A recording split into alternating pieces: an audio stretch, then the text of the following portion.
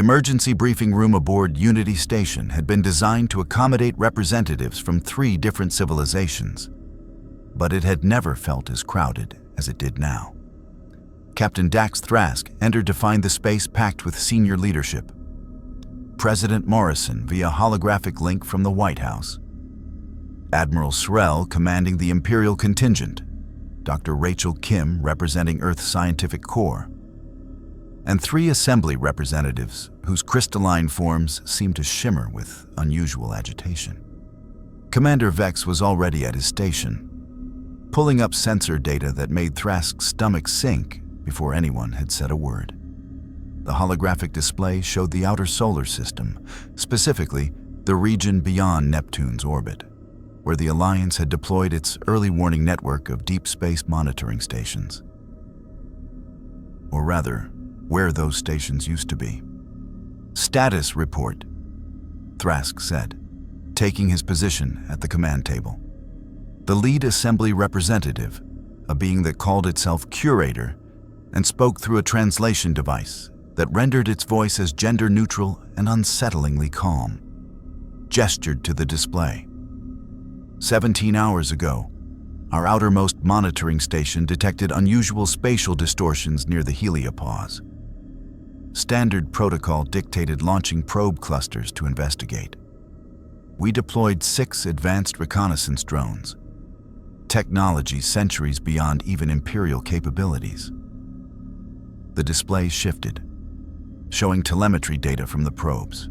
Thrask watched as the drones approached the distortion, their sensors recording energy signatures that didn't match any known phenomenon in the Imperial database.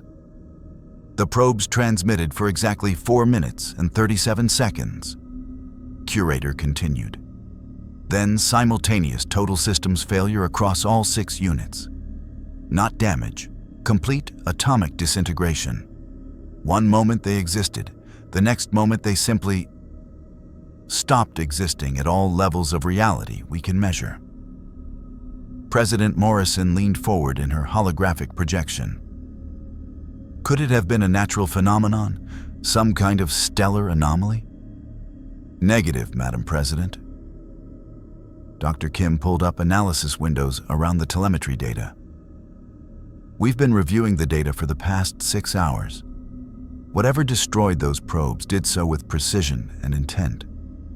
More importantly, she highlighted a specific energy signature. The probes recorded this emission immediately before their destruction. It's a communication signal. A message. What does it say? Admiral Srel demanded, his red chiss eyes narrowing. Dr. Kim glanced at Curator, who seemed to hesitate for the first time since Thrask had known the assembly representative. That hesitation was more terrifying than any tactical briefing. The message is an old assembly script, Curator finally said. A language that predates current assembly civilization by approximately 40,000 years. A language that should not exist in any active database, as the civilizations that used it were consumed by another pause, by what we have always referred to as the Convergence. The room went silent. Thrask had heard rumors about the Convergence during the past year of cooperation with the Assembly. Whispered references in classified briefings. Ancient warnings in data archives that the Assembly rarely allowed outsiders to access. But never concrete information. Never confirmation that it was real rather than historical legend.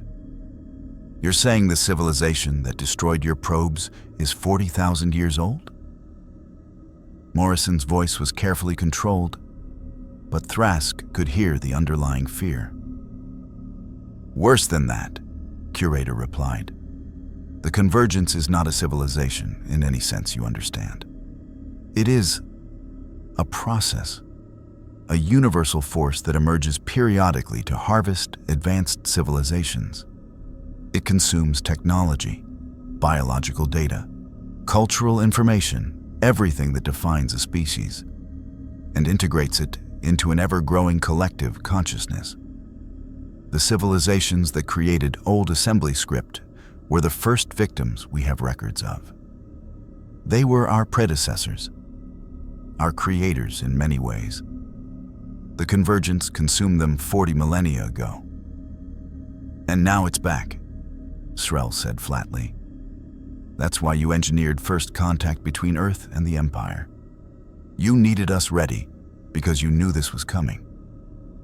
We detected the early signs 3 years ago. Spatial distortions in regions beyond even the unknown regions. Energy signatures that matched historical records of previous convergence events. We had hoped. Curator's form flickered with what might have been the crystalline equivalent of anguish. We had hoped we had 5 years to prepare. The projection suggested that much time before the Vanguard forces reached populated space. But the entity that destroyed our probes was not a Vanguard scout. It was something far more advanced, which means the timeline has accelerated, Thrask finished. They're already here. As if summoning it through discussion, alarms erupted across Unity Station. Commander Vex's console lit up with proximity warnings, his voice cutting through the chaos with professional urgency. Multiple contacts emerging at the system's edge. Massive spatial distortions detected near the Kuiper Belt. Configuration unknown. Power signatures. Sir, they're off the scale. Every sensor we have is redlining. The holographic displays shifted to show the outer solar system. Where there had been empty space moments before, reality itself seemed to tear open. Not hyperspace exits. Thrask knew what those looked like. This was different. Space folded, twisted, and through the distortion came vessels that made Imperial star destroyers look like children's toys. There were 3 of them initially, each one roughly spherical and easily 10 kilometers in diameter. Their surfaces weren't solid. They seemed to shift and flow like liquid metal, constantly reconfiguring as if the ships were alive and breathing. Energy fields surrounded them that made Imperial deflector shields look like primitive force fields. And the power readings. Those can't be accurate, Admiral Srel said, staring at the sensor data. Nothing generates that much power. It's physically impossible. It's possible if you've been harvesting energy from consumed civilizations for 40,000 years. Curator said grimly, those are convergence harvesters. Each one carries the technological and biological assets of hundreds of extinct species. They are not ships in the conventional sense. They are mobile archives of everything the Convergence has consumed. More alarms, more contacts. The 3 harvesters were joined by smaller vessels, though smaller was relative when each one massed as much as an Imperial cruiser.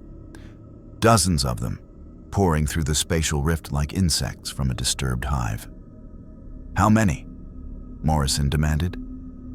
Current count, 3 harvesters and 47 support vessels, Vex reported. Still emerging. Spatial rift is expanding.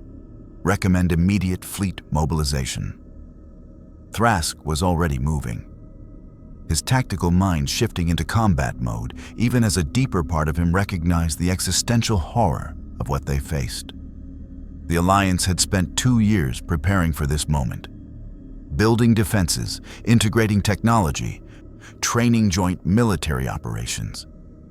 But all of that had been theoretical.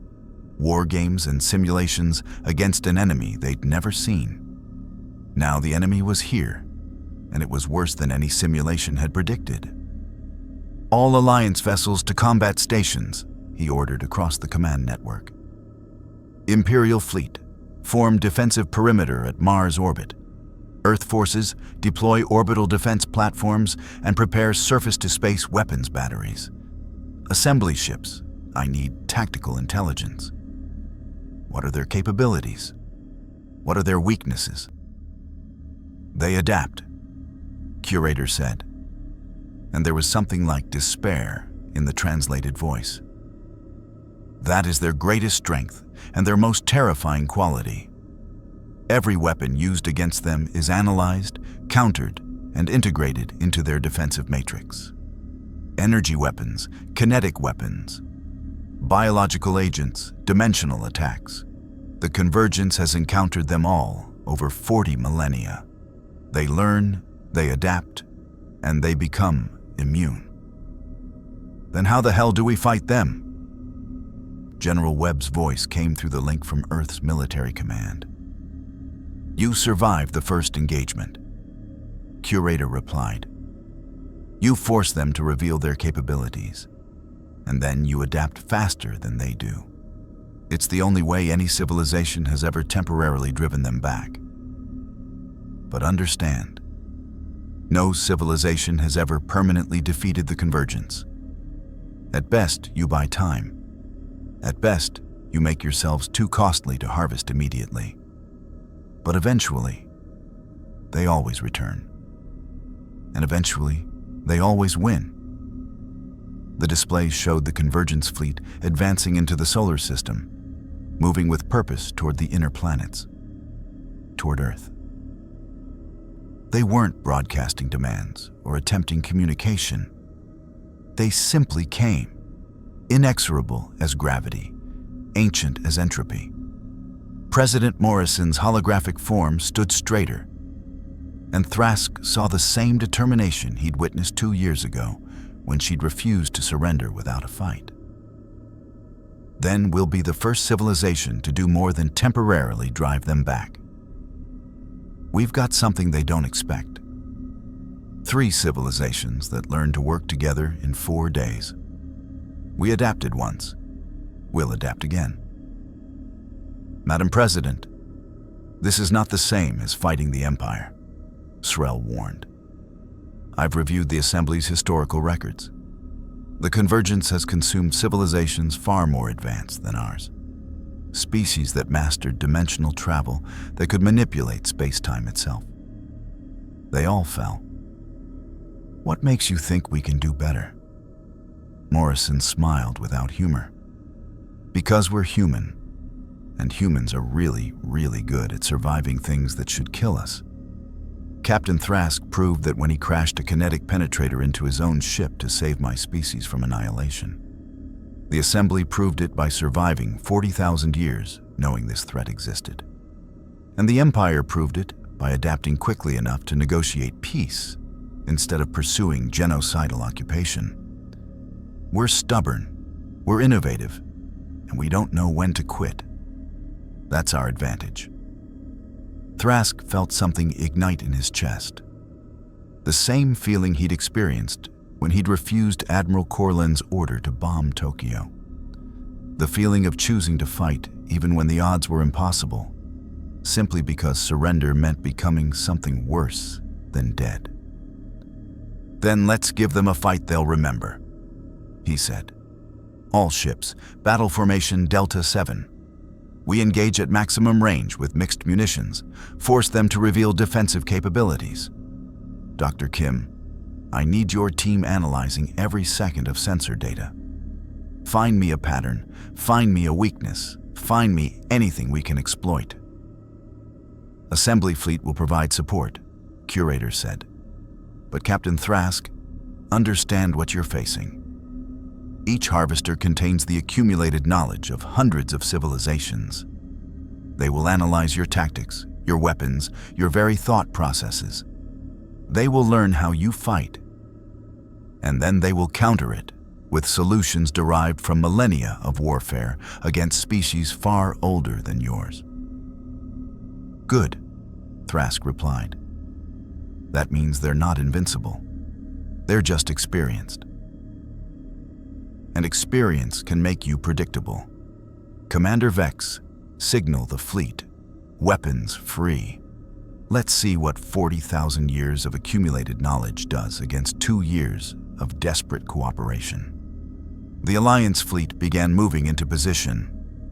Earth's newly constructed warships with their hybrid human Imperial assembly technology, Imperial star destroyers that had been retrofitted with innovations no shipwright in the core worlds would recognize, and assembly vessels whose crystalline forms seemed to sing with barely contained energy. It was the most powerful defensive force Earth's solar system had ever seen. Against any conventional threat, it would have been overwhelming.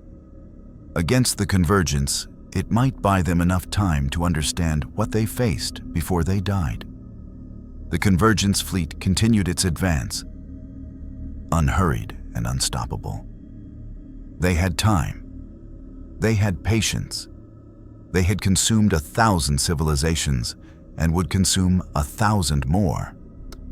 3 more species presenting themselves for harvesting were merely a logistical exercise, not a threat. But as the distance closed and both fleets moved toward inevitable collision, one thing had changed from every other civilization. The Convergence had harvested. This time, they faced an enemy that had already learned to survive the impossible. Earth, the Empire, and the Assembly had each faced extinction and found ways to persist. Together, they represented something the Convergence's 40,000-year database might not have encountered. 3 civilizations that had learned cooperation not through centuries of cultural exchange, but through immediate necessity and shared trauma. Whether that would be enough remained to be seen. But as weapon systems powered up and final checks completed across the Allied fleet, Thrask allowed himself to hope. Not for easy victory, that was fantasy, but for the possibility that adaptation, innovation, and sheer stubborn refusal to accept extinction might count for something against an enemy that had seen everything. The Convergence had consumed countless civilizations, but they'd never faced humanity before. They'd never faced the Galactic Empire learning to value cooperation over conquest. And they'd never faced the Assembly fighting alongside allies who'd earned their place through blood and sacrifice. All ships, Thrask transmitted across the fleet. Remember what we're fighting for. Not just our civilizations, but the principle that intelligence, consciousness, and culture deserve to exist. The Convergence sees us as data to be harvested. Let's show them we're a hell of a lot more than that. May the Force be with us, and may whatever gods Earth believes in grant us the strength to survive what's coming. The fleets closed. The battle for humanity's future, and possibly the future of all sentient life in the galaxy, was about to begin. The Convergence fleet crossed into the orbit of Neptune, and reality itself seemed to protest their presence. Space rippled around the harvesters like heat distortion, creating zones where normal physics appeared negotiable. Instruments aboard Unity Station recorded impossible readings. Particles that existed in multiple states simultaneously, energy signatures that seemed to flow backward through time, gravitational anomalies that shouldn't exist outside the event horizon of a black hole. They're not just moving through space, Dr. Kim reported from her analysis station, her voice tight with scientific fascination battling existential terror. They're rewriting it as they go. Look at these quantum fluctuation readings. They're manipulating probability fields to reduce friction, eliminate inertia, and create localized zones where conventional weapons physics don't apply. Plain language, Doctor, Admiral Srell requested, though Thrask could see the Chiss officer's tactical mind already processing implications. They've turned themselves into mobile reality distortion fields. Our weapons will have to fight through zones where the normal rules don't apply. Energy might dissipate randomly. Kinetic rounds might slow to a crawl or accelerate beyond prediction. It's like trying to shoot someone through a funhouse mirror. You can't trust that what you aim at is where your shot will actually go. President Morrison's holographic presence at the command table showed the strain of processing this information. So, conventional warfare is off the table? Not off the table, just unreliable. Thrask interjected. Which means we compensate with volume and variation. Saturate their defensive zones with so many different attack types that probability works in our favor. Some attacks will fail spectacularly, but some might get through. He pulled up the fleet disposition on the tactical display. Commander Vex, relay orders to all Alliance vessels. Prepare for dispersed engagement pattern. No concentrated fire. I want weapons impact spread across their formation. Force them to divide their attention and defensive resources. Acknowledged, sir. All ships reporting ready status. Earth's orbital platforms are charging railgun batteries. Imperial vessels have turbo laser banks at maximum capacity. Assembly ships are... Vex paused, checking his readings. Sir, the assembly ships are doing something we don't have terminology for. Their energy signatures are harmonizing with each other. It's like they're creating a resonance network. Curator's crystalline form pulsed with light that matched the rhythm Vex was describing. The assembly fleet is establishing quantum entanglement across our battle group. Our ships will function as a single coordinated entity rather than individual vessels. Attack patterns will be synchronized at the subatomic level, faster than even light-speed communication. Show-offs, Thrask muttered, but there was appreciation in his voice. Can you extend that network to Imperial and Earth vessels?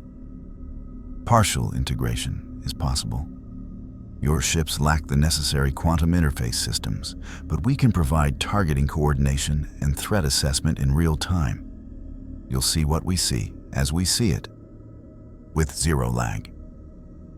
It was a tactical advantage that could mean the difference between survival and annihilation. Do it. All Alliance vessels link into assembly network. We fight as one fleet. The Convergence fleet had crossed Mars's orbit now, close enough that visual imaging could supplement sensor data. The Harvesters were even more disturbing up close. Their surfaces weren't just flowing, they were actively reconfiguring, growing new structures and absorbing old ones like a living organism constantly evolving. Thrask could see what looked like weapon emplacements emerging from the liquid metal surface, then dissolving back into the hull, then reforming in different configurations. They're showing us they can adapt their physical structure in real time, Admiral Srell observed. Every time we identify a weapons port or a potential vulnerability, it moves or changes. They're making targeting solutions obsolete before we can even fire. Then we don't target specific structures, Thrask decided. We target mass. Doesn't matter how much they reconfigure if we're hitting their entire surface area simultaneously. Commander Vex, prepare firing solution Omega-7, full fleet saturation bombardment. Every weapon we have, fired at maximum spread. I want overlapping fields of fire that blanket those Harvesters and ordnance. Sir, that's going to deplete our ammunition reserves by 40% in a single salvo. I know. But if we don't figure out their defensive capabilities in the first engagement, there won't be a second one. Fire when ready. The Alliance fleet opened fire as one. Earth's railguns hurled tungsten penetrators at hypersonic velocities. Imperial turbo lasers sent lances of coherent plasma across the vacuum. Assembly ships released what looked like streams of crystalline particles that moved with apparent sentience, seeking targets like metallic schools of fish. Missiles from every civilization arced across the gap, their engines burning with different colored exhausts that painted the darkness with rainbow fire. It was the most concentrated firepower Thrask had ever seen deployed. Enough destructive energy to crack planets, enough kinetic force to shatter moons. All of it focused on 3 Harvesters and their support fleet. And the Convergence fleet simply absorbed it. The reality distortion fields around the Harvesters flexed and rippled. Turbo laser beams bent away from impact points, their energy dissipating into the quantum foam of distorted space-time. Kinetic penetrators hit the fields and seemed to simply stop, hanging in space like insects in amber before being drawn into the harvester's liquid surfaces and disappearing. Missiles detonated prematurely, their explosions contained within spherical zones that winked out of existence as if they'd never happened. Zero effective damage, Vex reported, his voice hollow with disbelief. Sir, everything we threw at them was neutralized, not blocked, absorbed. The harvesters are actually showing increased energy readings. I think they converted our attacks into power for their own systems. Dr. Kim was staring at her analysis screens, her face pale. They didn't just defend, they fed. Our energy weapons gave them more power, our kinetic weapons gave them more mass. We literally made them stronger by attacking them. President Morrison's holographic form flickered. Whether from technical issues or her own stunned reaction, Thrask couldn't tell. So, every weapon we use makes them more powerful? How is that even possible? Because they've been doing this for 40,000 years. Curator replied. And for the first time, Thrask heard something like resignation in the Assembly representative's translated voice. The Convergence doesn't fight in the traditional sense. It consumes. Conflict feeds it. Resistance strengthens it. Every civilization that fought them, every weapon deployed, every tactic attempted, all of it became part of their archive, part of their arsenal. You cannot defeat them through superior firepower because they transform firepower into their own resources. Then, what can defeat them? Thrask demanded. Before Curator could answer, the Convergence fleet responded. Not with weapons, with communication. Every screen, every display, every interface across the entire Alliance fleet suddenly displayed the same message. Not in English, not in Imperial Basic, not even in assembly script.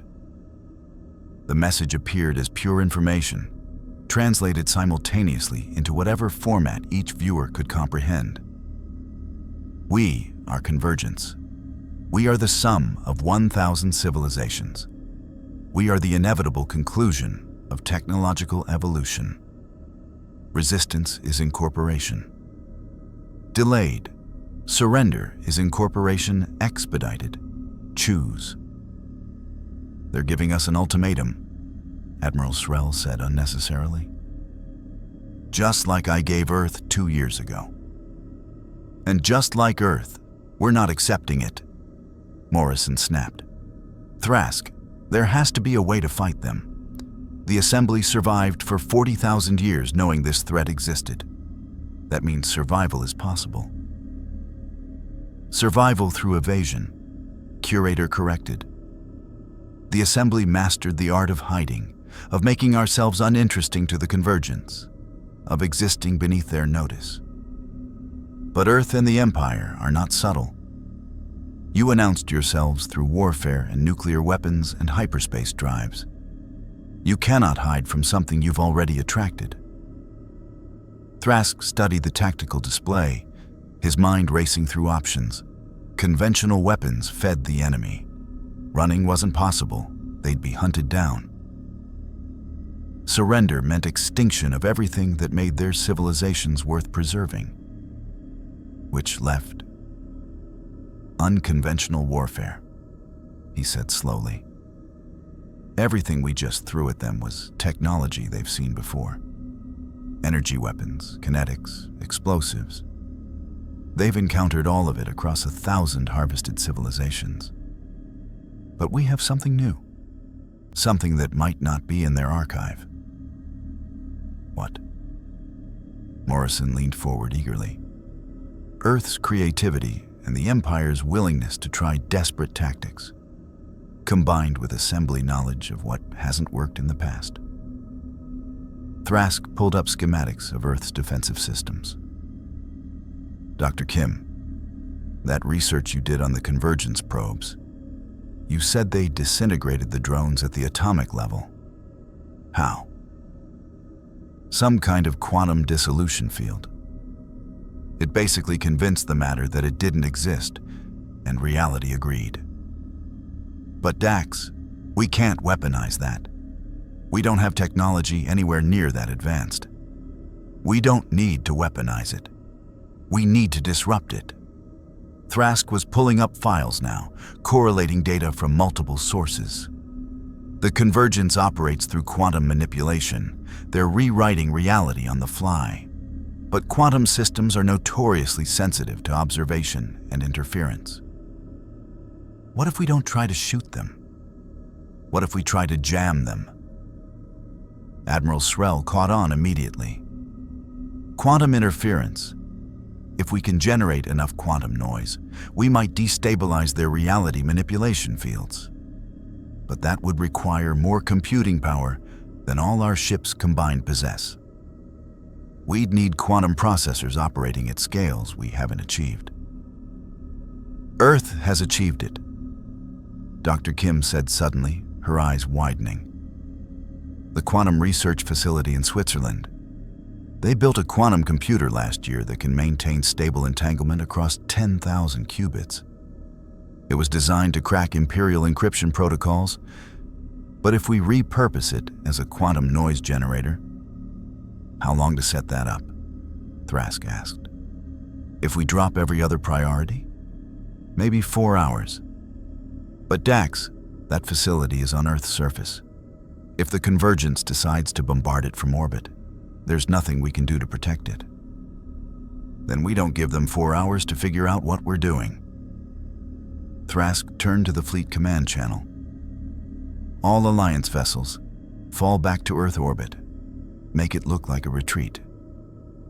We're going to draw them closer to our defensive platforms and buy time for Dr. Kim's team to prepare our surprise. Captain, strategic withdrawal could be interpreted as weakness, Admiral Srell warned. The Convergence might accelerate their attack. Let them. The closer they get to Earth, the more options we have. And more importantly, Thrask pulled up Earth's surface-based weapons grid. The more assets we can bring to bear that aren't in their database of standard spacefaring civilizations' tactics. President Morrison understood immediately. You want to use Earth's ground-based military, weapons systems designed for terrestrial warfare that the Convergence won't have encountered before. Exactly. They've harvested spacefaring civilizations. But Earth was pre-hyperspace 2 years ago. Our ground-based systems evolved independently of galactic warfare doctrine. That means ICBMs, submarine-launched missiles, ground-based lasers, even atmospheric fighters. All of it represents attack vectors they might not have optimized defenses against. You're gambling that being primitive is an advantage, Curator observed. I'm gambling that being different is an advantage, Thrask corrected. The Convergence has seen everything, except a species that went from pre-contact to galactic warfare in 2 years. We're anomalous. We don't fit their models. That's our edge. The Convergence fleet was responding to the Alliance's withdrawal, accelerating their advance. They were taking the bait, moving closer to Earth where the Alliance's full defensive network could engage. The 3 massive harvesters led the formation, their support vessels spreading out in a pattern that would allow them to attack from multiple vectors simultaneously, and transmitted across every frequency, the same message repeated. We are Convergence. Resistance feeds us. Surrender preserves essential elements of your species. Continued conflict results in total incorporation. You have 1 standard hour to comply. 1 hour? Morrison said. That's more than they gave us last time, at least. Last time we were facing 1 Imperial admiral with limited forces. General Webb interjected from Earth's military command. This time we're facing something that makes the Empire look like peaceful neighbors. Madam President, I need authorization to activate all planetary defense systems. If we're going to fight these things in Earth orbit, I want every weapon we have ready to fire. Authorized, Morrison said without hesitation. General, throw everything we've got at them. Captain Thrask, you've got your 4 hours. Make them count. As the Alliance fleet fell back toward Earth's orbital space, Thrask watched the Convergence follow with the patient inevitability of entropy. They didn't hurry. They didn't need to. They'd waited 40,000 years. They could wait another hour. But humanity had learned something in its brief time among the stars. Sometimes the newest player at the table had advantages the veterans never anticipated. The Convergence had seen every weapon, every tactic, every strategy that spacefaring civilizations had developed over millennia. They'd never seen what happened when you mixed human desperation, Imperial tactical doctrine, and assembly quantum physics with a willingness to try things that shouldn't work. In 4 hours, they were going to find out. The Alliance fleet reformed in Earth's orbital space, creating a defensive sphere that incorporated every military asset humanity and the Empire had built over 2 years of frantic preparation. Imperial star destroyers anchored the formation at cardinal points, their turbolaser batteries creating overlapping fields of fire. Earth's newer warships, sleek vessels that blended human aerospace design with Imperial durability, filled the gaps. Their hybrid weapon systems ready to deploy everything from conventional missiles to experimental energy weapons. Assembly ships positioned themselves at the formation's heart, their crystalline structures pulsing with quantum computations as they maintained the tactical network linking all allied vessels. And below them, Earth itself bristled with weapons that the Convergence's ancient database had never encountered. ICBM silos across 3 continents stood ready. Submarine-launched ballistic missile platforms lurked in ocean depths.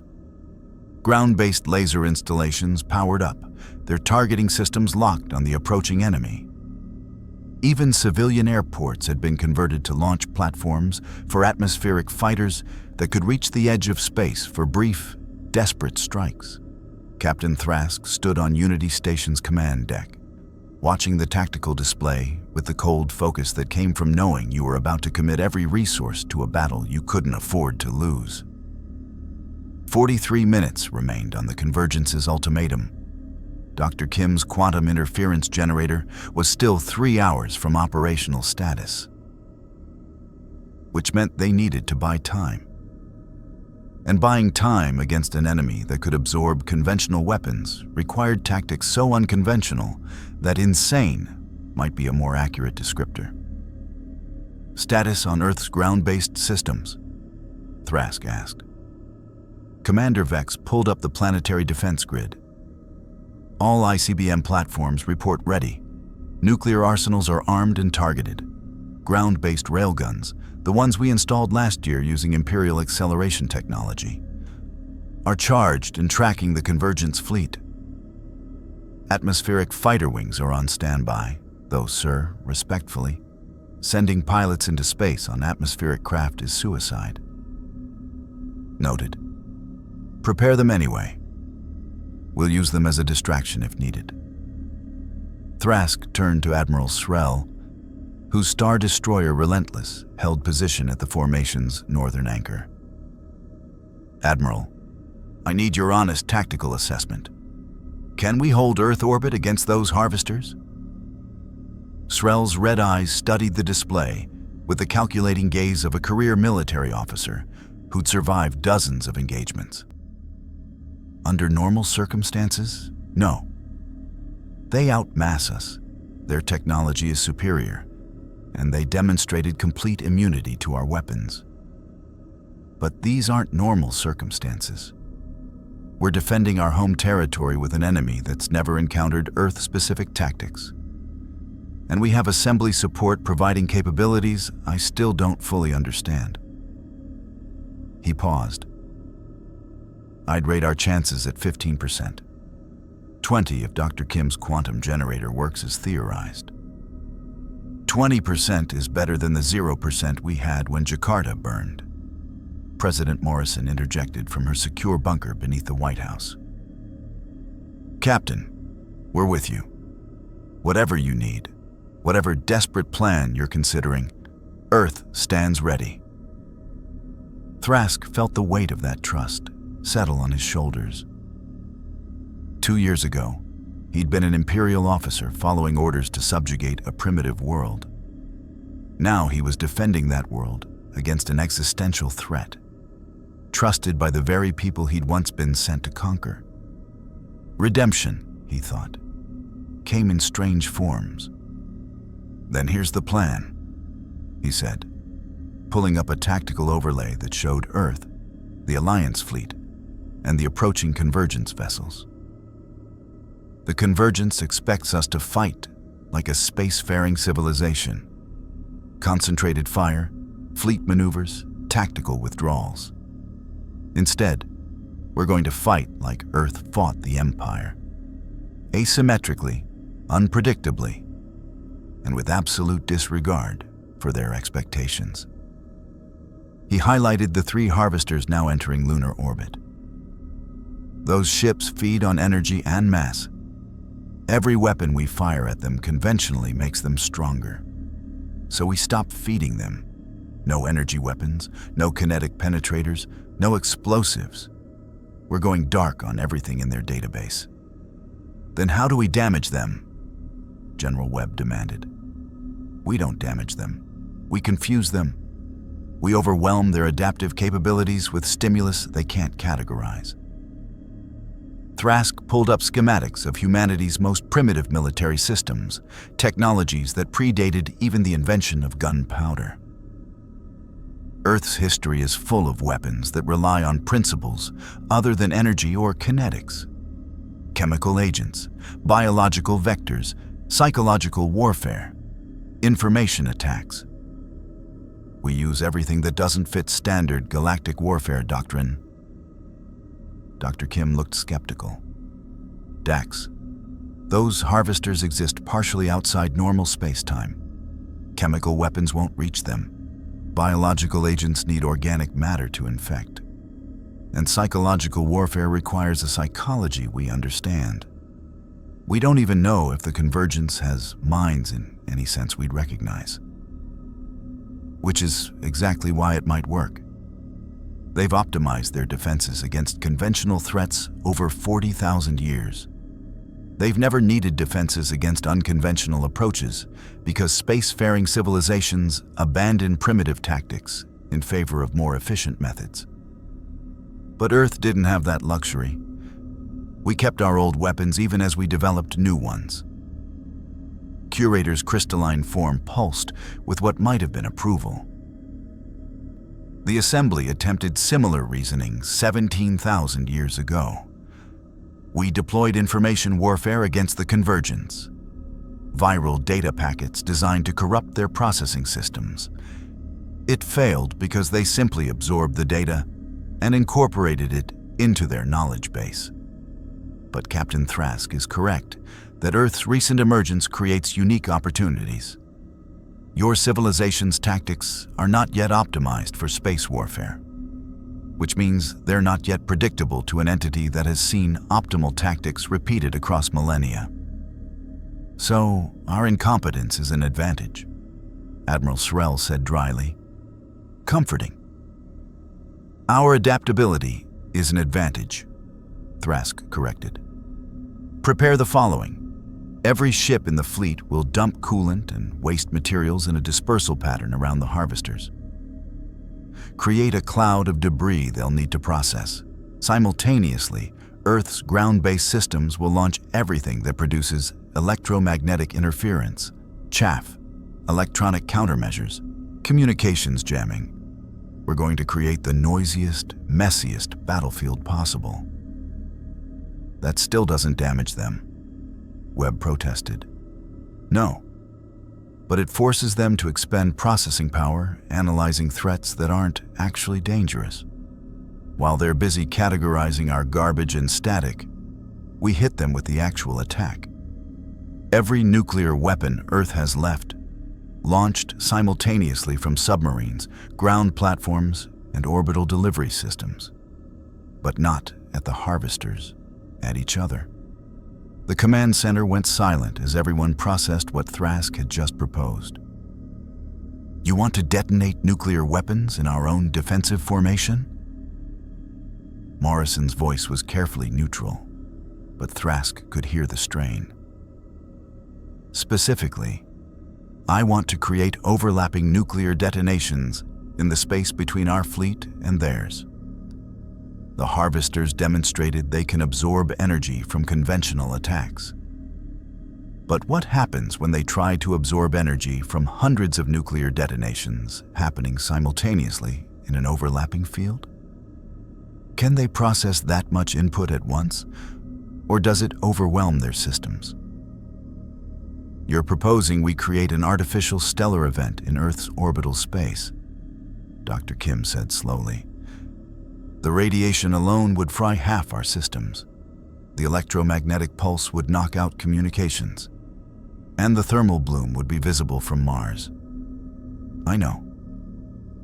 Which is why the Alliance fleet will pull back to high orbit while Earth's ground systems execute the nuclear saturation. We sacrifice low-orbit positioning to create a radiation field the harvesters will need to traverse or absorb. Either way, we learn something about their limitations. Admiral Srell was nodding slowly. It's tactically insane. The collateral damage will be severe, but it might work precisely because no sane commander would attempt it. The Convergence won't expect us to weaponize our own defensive space. Madam President? Thrask asked. This is Earth's nuclear arsenal we're talking about deploying. The decision has to be yours. Morrison was silent for a long moment. Thrask could imagine the calculations running through her mind. The same calculations he'd made when refusing to bomb Tokyo, when deciding to defect, when choosing to help Earth resist rather than enforce Imperial occupation. Sometimes the right choice was the one that looked suicidal until you considered the alternatives. Do it, Morrison finally said.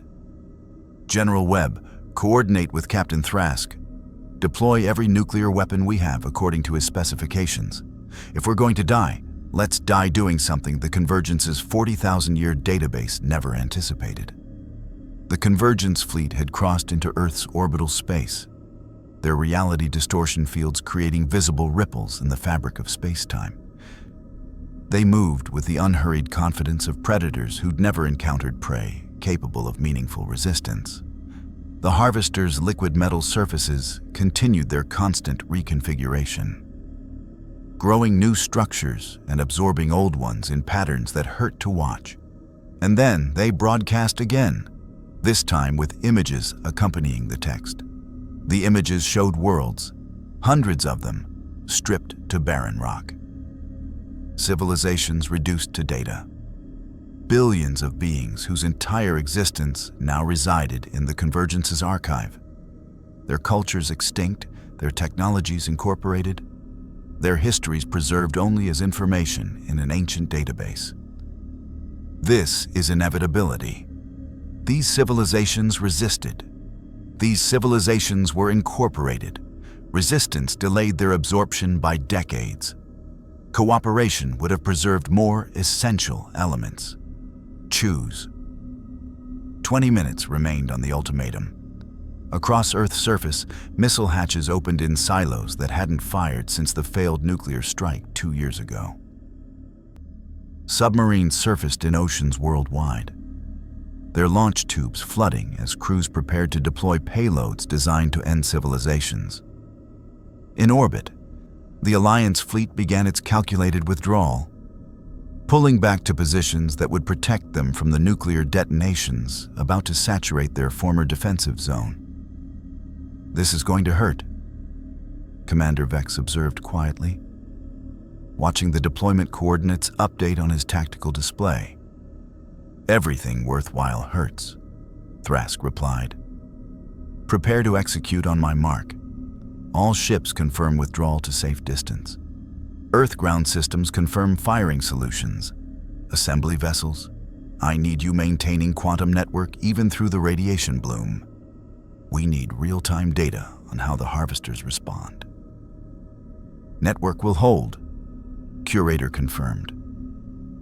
But Captain Thrask, understand that what you're attempting has never been tried at this scale.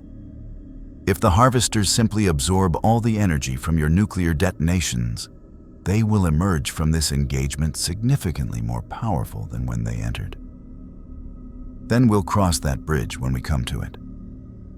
But first, let's see if we can actually surprise something that's 40,000 years old. Thrask checked the countdown timer. All units, execute nuclear deployment in 3, 2, 1. Mark.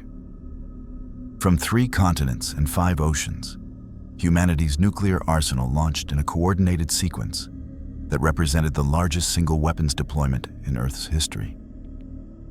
ICBMs climbed from their silos, trailing fire. Submarine-launched missiles broke the surface in columns of steam. Orbital platforms released their payloads on precisely calculated trajectories. Over 400 nuclear warheads, representing every weapon Earth hadn't already expended 2 years ago, converged on coordinates in low Earth orbit, not targeting the harvesters directly, targeting the empty space between the Alliance fleet and the Convergence vessels, creating not a weapon, but a barrier. A wall of nuclear fire that anything approaching Earth would need to cross. The first warhead detonated, then the second, then all 400 within a span of 15 seconds, their overlapping fireballs merging into a single, incandescent sphere of nuclear fusion that briefly rivaled the sun in brightness. The radiation bloom was visible from half the planet's surface, a new star born in Earth's sky, burning with the concentrated fury of humanity's most destructive technology. Aboard Unity Station, every external sensor immediately overloaded. Emergency shutters slammed down over viewports to protect crew from the radiation. The quantum network flickered but held, maintained by assembly technology that could operate in conditions that would destroy conventional systems. And through that network, Thrask watched the harvester's response. For the first time since entering the solar system, the Convergence vessels stopped advancing. The 3 massive harvesters hovered at the edge of the expanding nuclear sphere, their reality distortion fields flexing and rippling as they encountered energy saturation beyond anything their databases had predicted. The liquid metal surfaces began reconfiguring at accelerated rates. Growing new structures that Thrask guessed were enhanced energy absorption systems. They were adapting, just as Curator had warned they would. But the question was, could they adapt fast enough? Status on the harvesters? Thrask demanded. Dr. Kim's station was processing data at maximum capacity, her screens filled with readings that shouldn't be possible. They're struggling.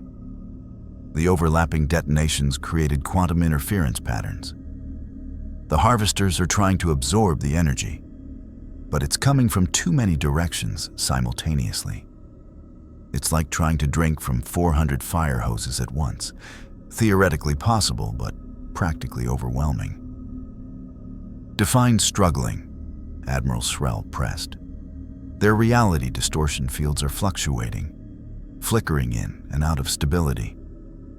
I'm detecting micro tears in their space-time manipulation, nothing permanent, but proof that they can be overwhelmed, at least temporarily. Dr. Kim pulled up new analysis. Dax, this worked. Not to damage them, but to force them to divert processing power to basic survival instead of offensive operations. You bought us time. How much time? The nuclear sphere will remain critical for approximately 90 minutes before radiation levels drop enough for safe traversal. So 90 minutes, maybe a little more if we're lucky. Thrask checked Dr. Kim's quantum interference generator status. Still 2 hours from operational, which meant they needed to extend the window somehow.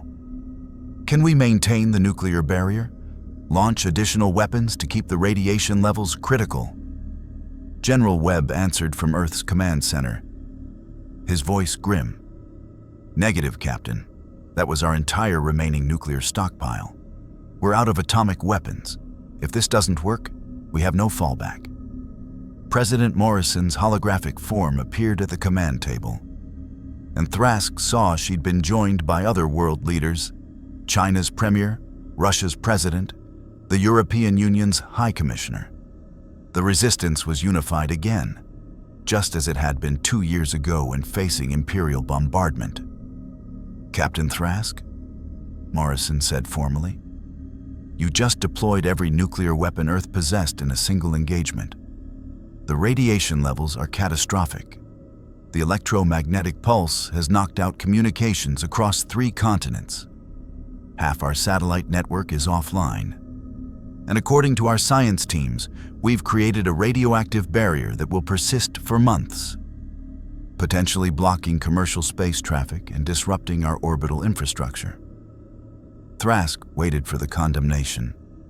Instead, Morrison smiled. It was brilliant. Insane, reckless, and brilliant. The harvesters are stuck on the other side of a nuclear wall they can't easily cross. We have time to prepare our quantum interference system. And most importantly, we just proved that the Convergence can be surprised, can be inconvenienced, and can be forced to adapt defensively instead of offensively. For the first time in 40,000 years, they encountered something unexpected.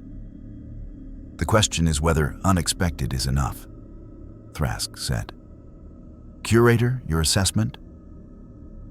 The Assembly representative's crystalline form pulsed with what might have been cautious optimism. The Convergence has paused. They are recalculating. This is unprecedented in all recorded interactions. Most civilizations they encounter either surrender immediately or resist predictably. You did neither. You created a defensive barrier using weapons technology in a manner their database had no precedent for. Captain Thrask, you may have just bought Earth more than 90 minutes.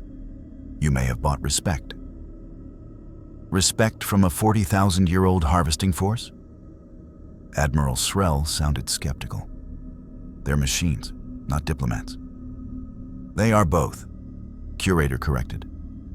The Convergence is not mindless. It is the accumulated consciousness of 1,000 civilizations. It thinks, it plans, it evaluates cost versus benefit. And right now, it is recalculating whether Earth represents easy harvesting or expensive acquisition.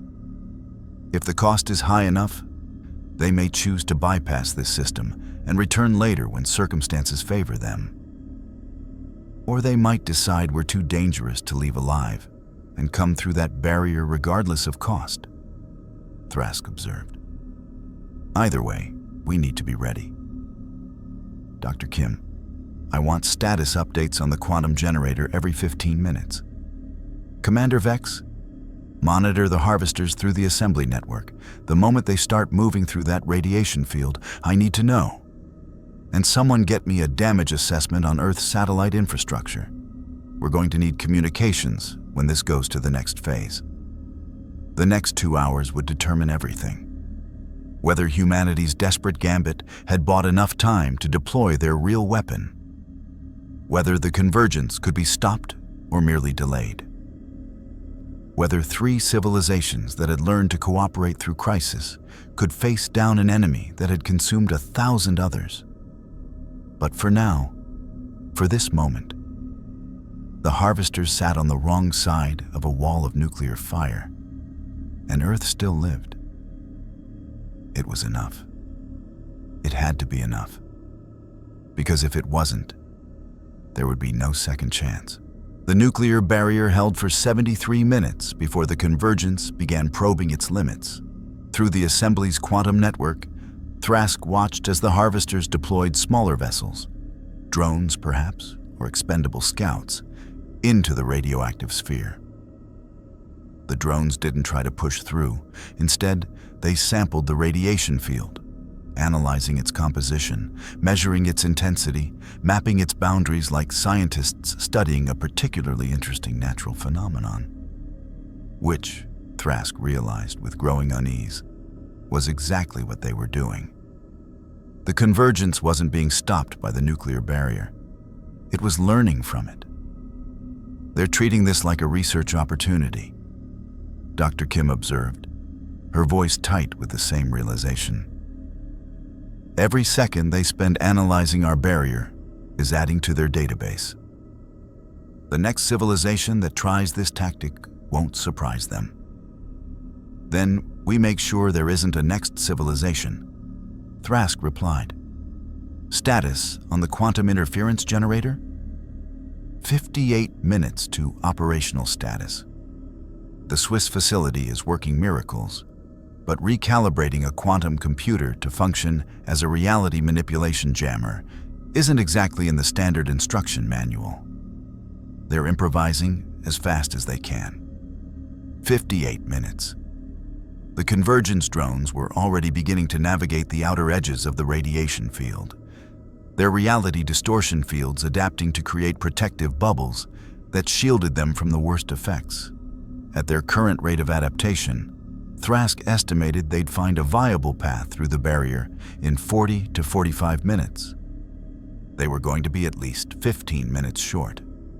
We need another delaying tactic, Admiral Srell said, reaching the same conclusion. Something else unexpected. Something else outside their database. Commander Vex spoke up from his sensor station, his voice hesitant but thoughtful. Sir, there's one weapon system we haven't deployed yet. One that definitely isn't in the Convergence's database of spacefaring civilizations. What system? Thrask asked. Humanity, not as soldiers or pilots, as information warfare assets. Vex pulled up communication networks showing Earth's internet infrastructure, its social media platforms, its global information systems. The Convergence consumes data. They integrate knowledge. What if we give them so much information to process that it overwhelms their analytical capabilities? Not weapons data or tactical information, cultural data, entertainment, art, philosophy. 2 years of human civilization documented in exabyte-scale detail. Dr. Kim's eyes widened. A data flood. We broadcast everything. Every movie, every song, every social media post, every scientific paper, every piece of literature. Force them to analyze and categorize petabytes of information that has no tactical relevance, but can't be ignored because it might contain strategic value. It's psychological warfare adapted for a post-singularity entity, President Morrison said slowly. We're not trying to confuse their tactics. We're trying to confuse their entire understanding of what we are. Thrask felt a smile forming despite the desperate circumstances. The Convergence has encountered technological civilizations. They've probably encountered warrior cultures. But have they ever encountered a species that produces reality television, argues about politics on social media, and creates elaborate fictional universes for entertainment? Humanity's cultural output is our weapon, General Webb said, catching on. We hit them with everything that makes us human, the irrational, the creative, the completely unpredictable parts of our civilization that don't make sense from a pure survival standpoint. Curator, Thrask turned to the Assembly representative. Is this tactically viable? Can we actually overload their processing with non-military data? The crystalline form pulsed with uncertain rhythms. Theoretically, yes. The Convergence's strength is its ability to rapidly analyze and integrate new information. But that requires processing time. If you flood their systems with information that requires cultural context to understand, information that seems important but defies logical categorization, You might force them to divert computational resources from tactical analysis to cultural interpretation. How do we deploy this? Morrison asked. Just start broadcasting everything at them? Targeted transmission through every available channel, Dr. Kim suggested. Radio, microwave, laser communication, quantum entanglement if we can hijack their network, every frequency, every medium, all at once. And we don't curate it. We send everything, the good, the bad, the sublime, and the ridiculous.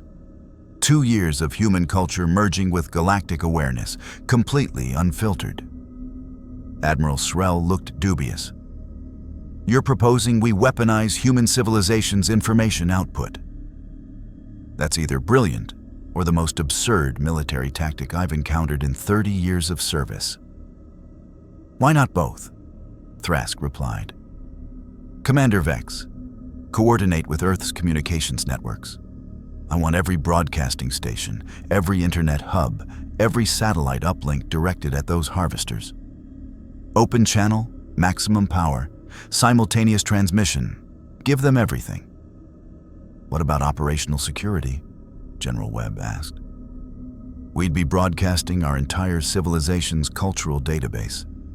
Military tactics, political structures, technological capabilities, all of it would be in that data stream. They're going to harvest all of that anyway if they win, Morrison pointed out. At least this way, we control the context. We bury their strategic intelligence in an avalanche of cat videos, philosophical debates, and streaming entertainment. Let them try to find our military secrets when they're processing the complete works of Shakespeare alongside TikTok compilations and Wikipedia articles. It was insane. It was desperate. It was so uniquely human that Thrask found himself wondering if this was exactly the kind of tactic that had kept humanity surviving against impossible odds throughout its history. The willingness to try things that made no tactical sense, but worked anyway through sheer audacity. Execute, Thrask ordered. All communication networks, prepare for maximum power broadcast on my signal. Dr. Kim, I need targeting solutions for our transmissions. I want every harvester and support vessel receiving our data flood simultaneously. Across Earth, communication networks responded with unprecedented coordination. Government broadcasting systems, private telecommunications companies, internet service providers, even amateur radio operators, all of them received the same directive. Transmit everything to the coordinates in orbit. Satellite dishes repositioned, transmission towers recalibrated, laser communication systems that normally required precise alignment were set to wide beam broadcast mode. And then, at Thrask's signal, Earth began screaming its entire cultural identity into the void. Music from every genre and era. Classical symphonies and heavy metal, traditional folk songs and experimental electronic compositions. Literature spanning millennia, ancient epics and modern novels, poetry and technical manuals, religious texts and atheistic philosophy. Visual media in overwhelming quantity, films, television series, news broadcasts, educational programs, amateur videos, security camera footage. Scientific databases containing everything from quantum physics to cooking recipes. Social media archives documenting 2 years of humanity adjusting to life in a galactic community, complete with arguments, jokes, fears, hopes, and endless debates about whether the Imperial occupation had been necessary. The transmission hit the Convergence fleet at the bandwidth equivalent of several thousand exabytes per second.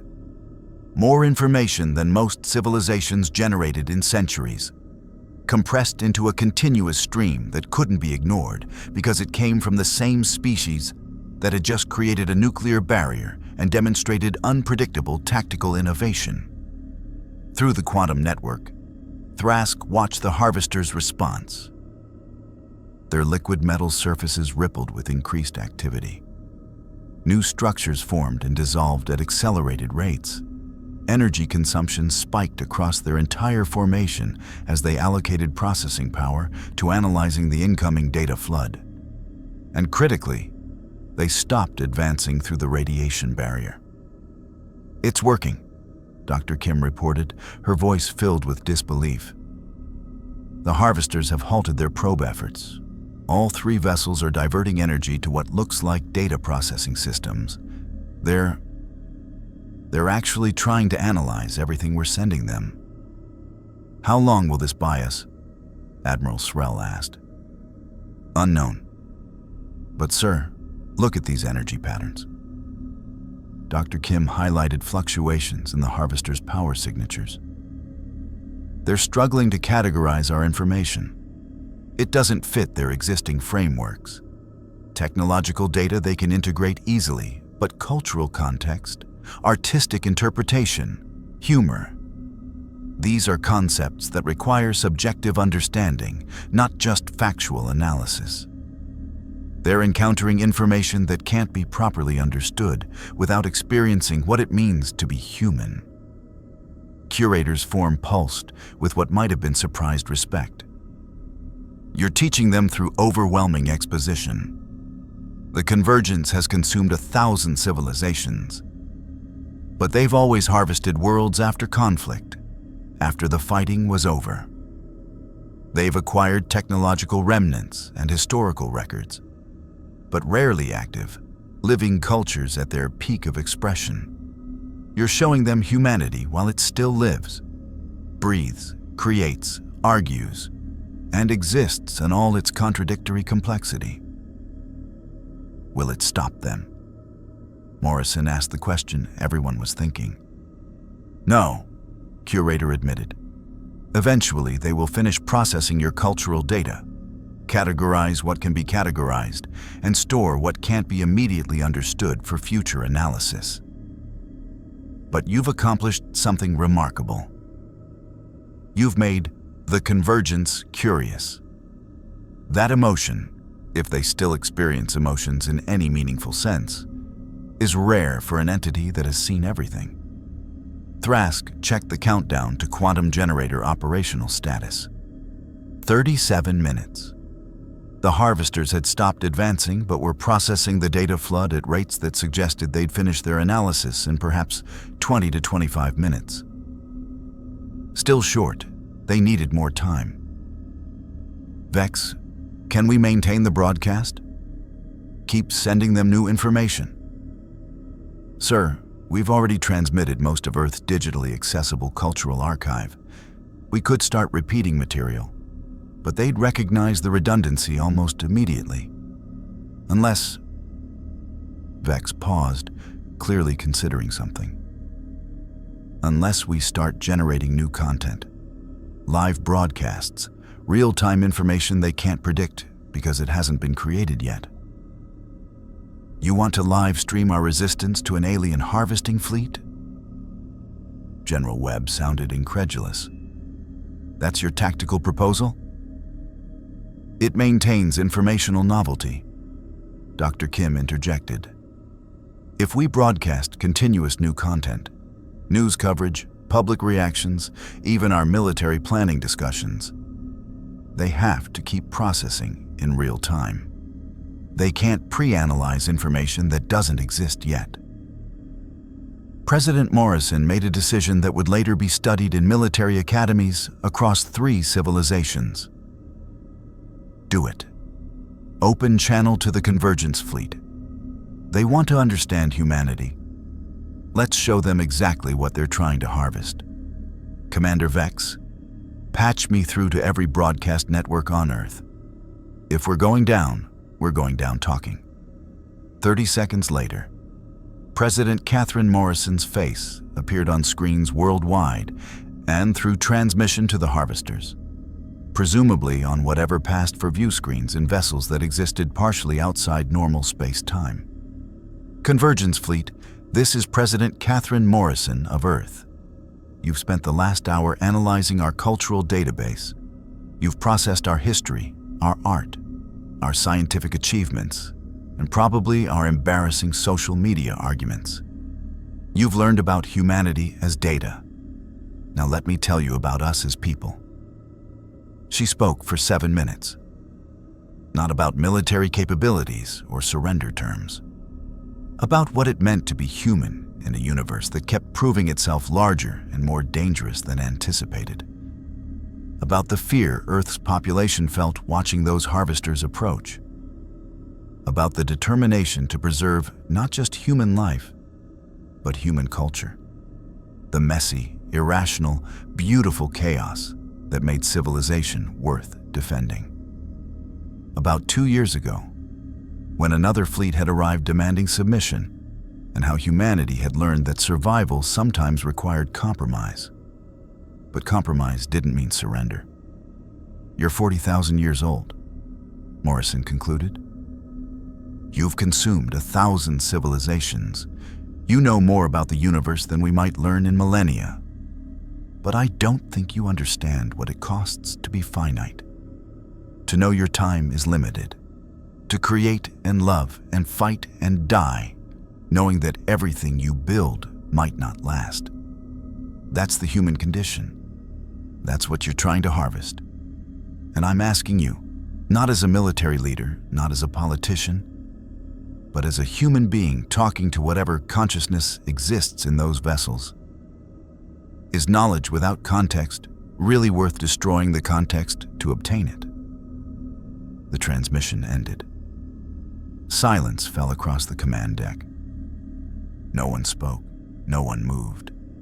They just watched their president attempt to appeal to the better nature of an entity that might not possess a nature to appeal to. For 10 seconds, nothing happened. Then the Convergence broadcast a response. Not a text ultimatum this time. An image. A 3-dimensional holographic projection that appeared on every screen in the Alliance fleet simultaneously. It showed Earth. Not as it appeared now, but rendered in impossible detail. Every city, every forest, every ocean mapped down to the molecular level. And superimposed over that image, ghostly and translucent, were other worlds. Dozens of them, hundreds, all rendered in the same impossible detail. All lifeless. The message was clear without words. This is what we are. This is what we do. This is what becomes of worlds that resist. But underneath that message, something else. The image lingered. It didn't simply display and disappear. It held, allowing analysis, inviting contemplation. And in that hesitation, Thrask recognized something he'd never expected to see from a 40,000-year-old harvesting entity. Uncertainty. They're reconsidering, Curator said quietly. Not their mission, that remains fixed, but their approach, their timing. You've introduced variables they can't efficiently process. And more importantly, you've reminded them of something they may have forgotten over 40 millennia. That harvesting civilizations comes at a cost beyond mere energy expenditure. There's a philosophical cost to being the force that ends unique cultural expressions. Are you saying we made them feel guilty? Admiral Srell sounded skeptical. I'm saying you made them think. For an entity that operates primarily on accumulated precedent, being forced to reconsider assumptions is profoundly disruptive. Thrask checked the countdown. 22 minutes to quantum generator operational status. The harvesters were still processing Earth's data flood, still analyzing Morrison's address, still deliberating their response. They were so close. If they could just maintain this holding pattern for 20 more minutes. The harvesters moved, not forward, not through the radiation barrier. They pulled back, withdrawing to higher orbit, their support vessels forming defensive perimeters. Through the quantum network, Thrask watched as the 3 massive vessels began reconfiguring their structures more extensively than before, creating formations that looked less like weapon systems and more like... They're building communication arrays, Dr. Kim reported, her voice filled with shock. Those structures forming on the harvester's surfaces, they're designed for complex information exchange. They're preparing to talk. And then the Convergence broadcast again, this time in clear English rather than translated information. Earth Coalition. Your cultural transmission has introduced analytical complexities requiring direct communication. We propose temporary cessation of hostile operations to establish dialogue parameters. Your President's query regarding cost-benefit analysis of cultural preservation merits substantive response. We will discuss terms. Thrask felt his breath catch. They'd done it. Through nuclear barriers and data floods and presidential addresses, they'd forced the Convergence to pause, to reconsider, to acknowledge that Earth might deserve conversation rather than immediate harvesting. It wasn't victory, but it was something none of Curator's historical records had documented. The Convergence choosing dialogue over destruction. President Morrison reappeared on the command channel, and Thrask saw the same stunned hope reflected in her expression. Captain Thrask, Admiral Srell, Curator, I need immediate recommendations. Are we actually negotiating with the thing that's been trying to consume us? Or is this a tactical delay? Both, Thrask and Curator said simultaneously. Then we negotiate, Morrison decided. But we keep that quantum generator charging. Hope for diplomacy, prepare for betrayal. It's worked so far. 18 minutes remained. 18 minutes to either achieve a peace that saved Earth or finish preparing the weapon that might destroy their enemy. 18 minutes to discover whether the Convergence could truly be reasoned with, or whether humanity had just been granted a brief reprieve before the inevitable. Either way, they'd proven something extraordinary. That a species barely 2 years into galactic awareness could make an ancient entity hesitate, could force reconsideration through sheer stubborn creativity. It was the most human victory possible, irrational, unexpected, and achieved through methods no tactical database would ever recommend, and it might be just enough to save them all. The negotiations began in a manner that would have seemed absurd if the stakes weren't existential. President Morrison, Admiral Srell, Curator, and Captain Thrask gathered in Unity Station's primary conference room, while the Convergence manifested a holographic avatar at the table. A shimmering, translucent form that constantly shifted between different humanoid shapes, as if cycling through physical representations of the 1,000 civilizations it had consumed. Dr. Kim had advised against allowing any Convergence technology aboard the station, but Curator assured them the holographic presence was merely a projection, not an infiltration vector.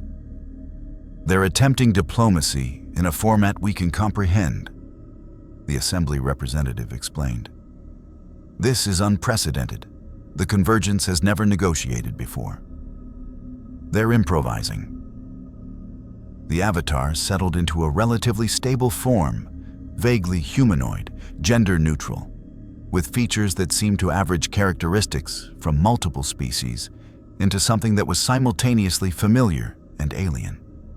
When it spoke, the voice came from everywhere and nowhere, synthesized to sound neither threatening nor welcoming. We are Convergence. We speak through collective consciousness representing 1,273 harvested civilizations. We have existed for 42,714 standard years. We have accumulated knowledge from species spanning 3 galactic superclusters. We are the largest repository of cultural and technological information in known space. President Morrison sat forward, her diplomatic training asserting itself despite the surreal nature of addressing a genocidal database. I'm President Catherine Morrison of Earth. This is Admiral Srell of the Galactic Empire, Curator of the Assembly, and Captain Dax Thrask, representing our alliance. Before we proceed, I need to know, are we negotiating a surrender or discussing alternatives to harvesting?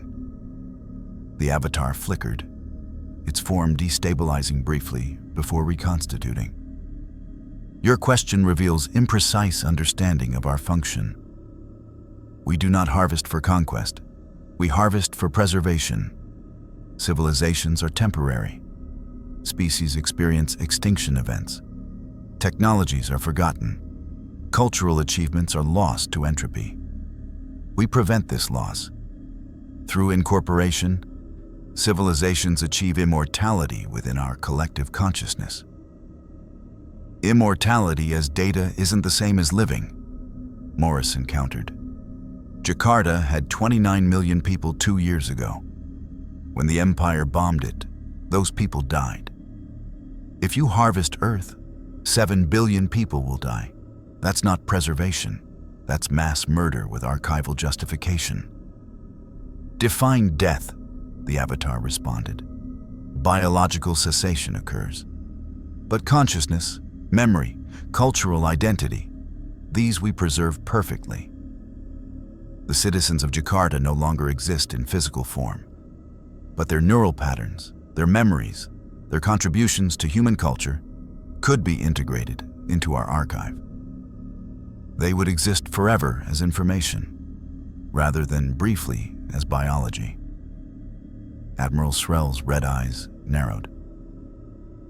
I've studied philosophy enough to recognize a rationalization. You're describing copying someone's diary and claiming that preserves the author. It doesn't. The person still dies. The consciousness still ends. What you preserve is a recording, not the actual being. From your limited perspective, yes. From ours. The avatar paused, and for the first time something like uncertainty entered its synthesized voice. The distinction has always been clear, until approximately 73 minutes ago, when we processed Earth's cultural transmission. Dr. Kim, monitoring from her station outside the conference room, pulled up analysis of what the Convergence had received during the data flood. They're specifically referencing our philosophical and artistic works, she transmitted to Thrask's earpiece. Literature about consciousness, art exploring subjective experience, debates about the nature of identity. They're struggling with concepts they thought they understood, but are discovering they've only ever archived without truly comprehending. Curator's crystalline form pulsed with careful thought before speaking. Convergence. You stated that Earth's cultural transmission introduced analytical complexities. Please elaborate. What specifically has created uncertainty in your operational parameters? The avatar's form shifted through multiple configurations rapidly, as if the consciousness behind it was agitated. Your species creates fiction, deliberately false narratives, stories that never occurred. You invest emotional resources in events you know are not real. You create entire philosophical frameworks around subjective experience that cannot be objectively measured. You argue about interpretations of art where no objectively correct answer exists. You dedicate computational resources, human brain function, to contemplating questions that have no practical utility. You're describing imagination, Morrison said. Creativity. The ability to conceptualize things that don't exist yet. That's not a bug in human cognition. It's a feature. It is inefficient. It diverts resources from survival and reproduction toward abstract contemplation. Yet your species succeeded. You achieved spaceflight. You resisted Imperial occupation. You forced us to reconsider harvesting protocols. All while maintaining cultural practices that serve no evolutionary purpose. The avatar stabilized into something that might have been a confused expression. We have archived these behaviors from previous civilizations, but we never questioned why they persisted across multiple species. Your transmission forced that question into active consideration. Thrask saw the opening and pressed it. You're encountering something your database can't categorize: the value of subjective experience. You can copy memories, duplicate neural patterns, archive cultural artifacts. But you can't replicate what it feels like to create those things, to experience them in context, to build meaning through living rather than merely recording. This distinction is philosophically problematic, the Avatar admitted. It suggests that our preservation function may be incomplete, that we archive the form but miss the substance. This possibility has troubling implications for 42,000 years of operational purpose. President Morrison glanced at the countdown timer visible on her datapad. 11 minutes until the quantum generator reached operational status. They needed to keep the Convergence engaged in dialogue just a bit longer. But more than that, she realized they might actually be reaching something approximating common ground with an entity that had consumed over 1,000 civilizations. "Let me propose something," Morrison said carefully. "What if harvesting isn't necessary for preservation? What if civilizations could contribute to your archive voluntarily while continuing to exist? You want knowledge. We have knowledge. You want cultural data. We create new culture constantly. Instead of consuming us, what if we partnered with you?" The Avatar went completely still. Partnership implies mutual benefit. What would Earth gain from contributing to our archive? "Protection," Admiral Srel interjected. "You're 40,000 years old with accumulated technology from over 1,000 species. You have capabilities we need to defend against other threats. Earth faced Imperial invasion 2 years ago and survived through desperate tactics. We're currently preparing defenses against you using similar methods. But we'd rather not have to fight every existential threat through nuclear barriers and cultural data floods. If you want continuous access to our cultural output, protect the civilization that generates it. You propose symbiosis rather than consumption." The Avatar's form rippled with what might have been consideration. "We would provide defensive capabilities in exchange for ongoing cultural contributions. This would require significant operational restructuring. We have never maintained extended relationships with living civilizations."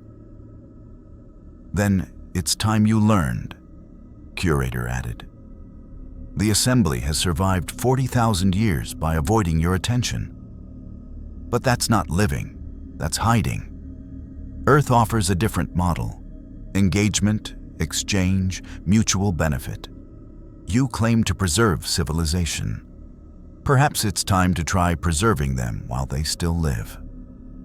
Through Dr. Kim's monitoring feed, Thrask saw the quantum generator status. 6 minutes to operational capacity.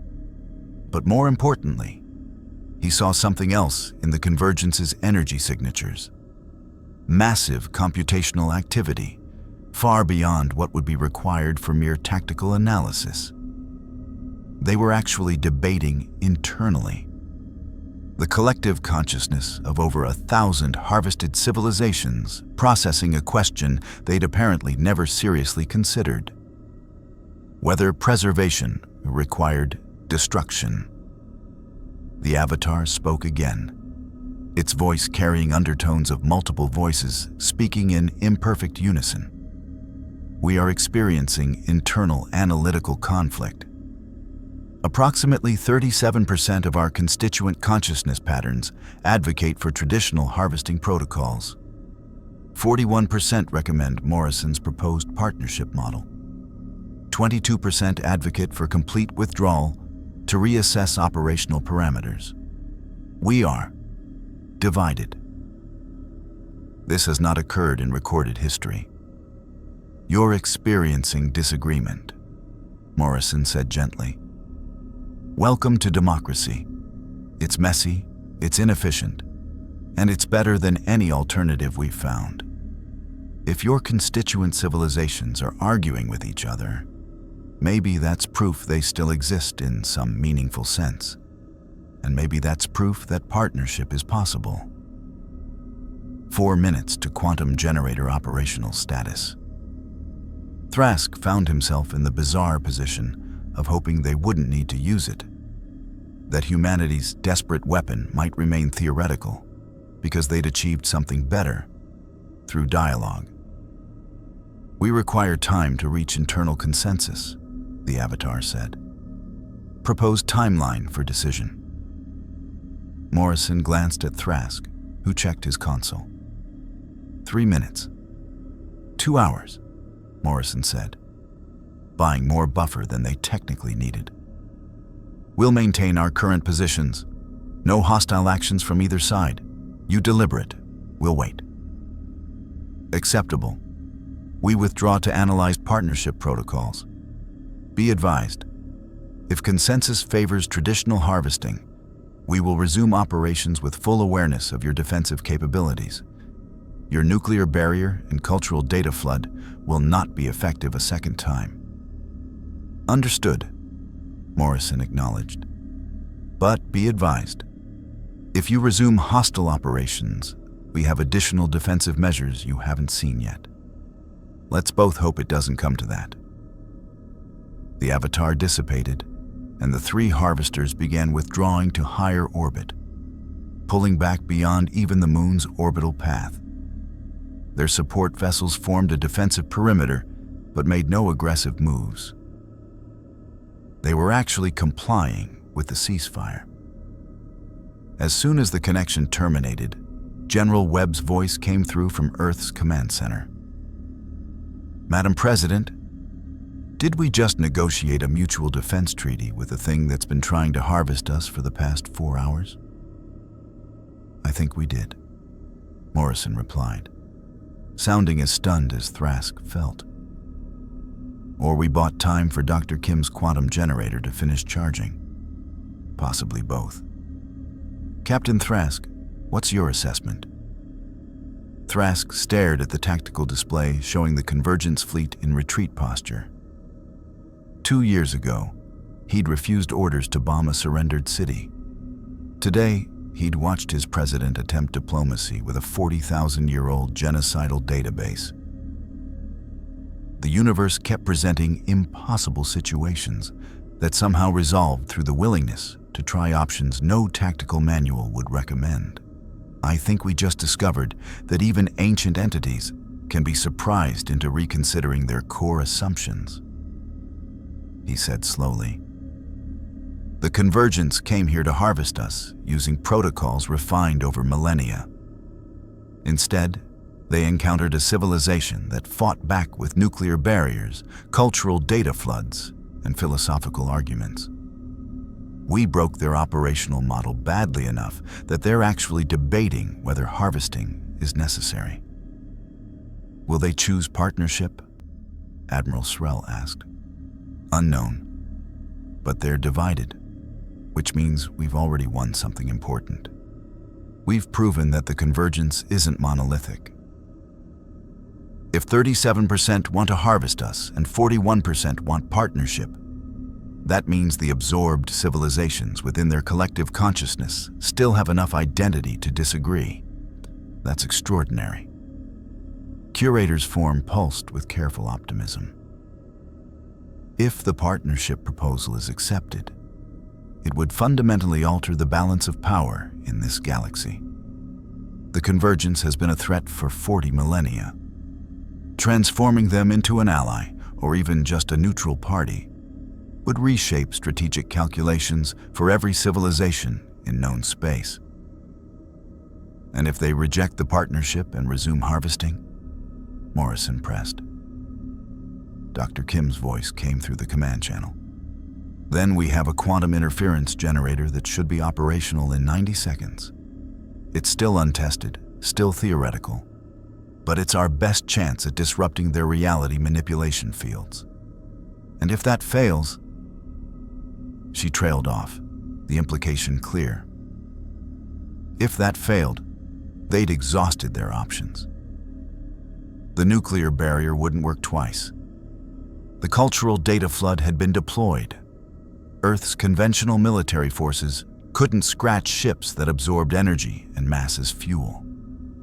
They'd be left with nothing but courage, defiance, and the dubious comfort of knowing they'd made a 40,000-year-old entity pause and reconsider. "Then we pray the quantum generator works," Thrask said. "And we hope that somewhere in that collective consciousness, enough of the harvested civilizations remember what it felt like to be alive, that they vote for preserving rather than consuming. Commander Vex, maintain monitoring of the Convergence fleet.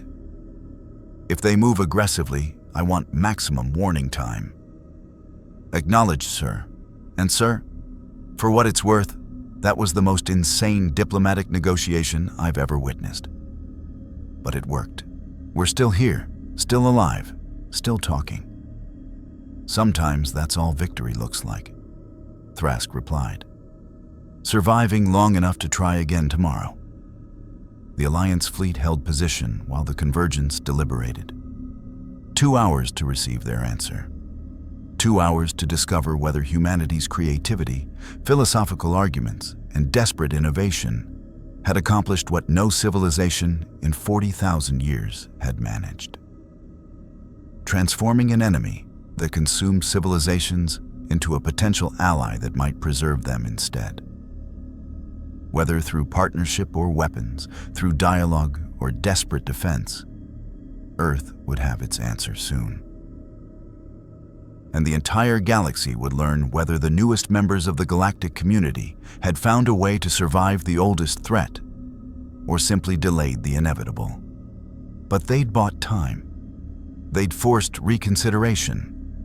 And they'd proven that even when facing forces beyond comprehension, humans could still surprise the universe with their stubborn refusal to accept defeat as inevitable.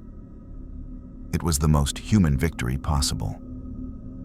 And it might be just enough. The 2-hour ceasefire felt like holding breath underwater. Possible, uncomfortable, and uncertain whether you'd surface before your lungs gave out. Across Earth, the population waited in tense anticipation. News networks broadcast continuous coverage of the distant Convergence fleet, their cameras zoomed to maximum as talking heads speculated about what partnership with a 40,000-year-old harvesting entity might actually mean. Captain Thrask spent the first 30 minutes of the ceasefire doing something he'd neglected during the crisis, checking on the human cost of their defensive operations. The nuclear saturation had been spectacular tactically, but the electromagnetic pulse had knocked out infrastructure across 3 continents. Hospitals had lost power, communication networks were still being restored. And the radiation levels in low Earth orbit would prevent normal space operations for months. "Casualty report?" he asked Commander Vex quietly. Surprisingly low, considering.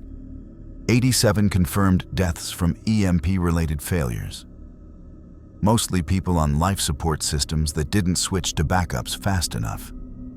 Thousands more injured in the panic and evacuations. Long-term radiation exposure concerns for anyone who was outside during the nuclear detonations.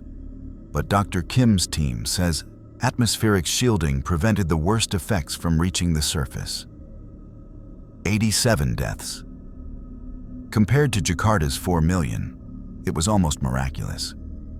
Compared to 0, it was still 87 people who died because Thrask had ordered nuclear weapons detonated in Earth's orbital space. He'd carry their names the same way he carried the crew of the Inexorable.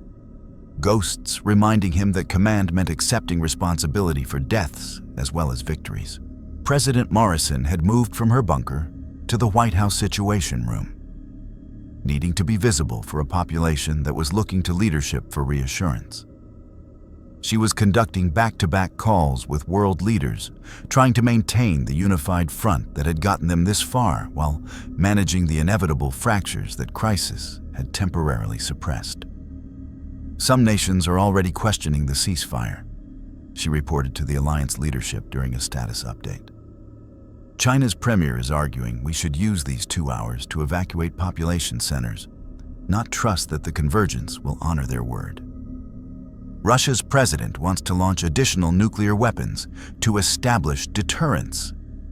And half the European Union thinks we should be preparing to surrender rather than continuing to antagonize a force that could exterminate us.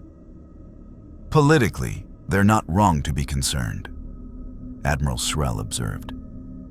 We're trusting that an entity which has consumed over 1,000 civilizations is acting in good faith during negotiations. That's optimistic, bordering on delusional. It's also the only option that doesn't end in immediate warfare, Thrask countered. We've deployed our nuclear barrier, our cultural data flood, and now we have the quantum generator as a last resort. If we break the ceasefire, we lose any chance at partnership and force the Convergence back into harvesting mode. At least negotiation keeps possibilities open. Dr. Kim joined the discussion via holographic link from the Swiss Quantum Research Facility.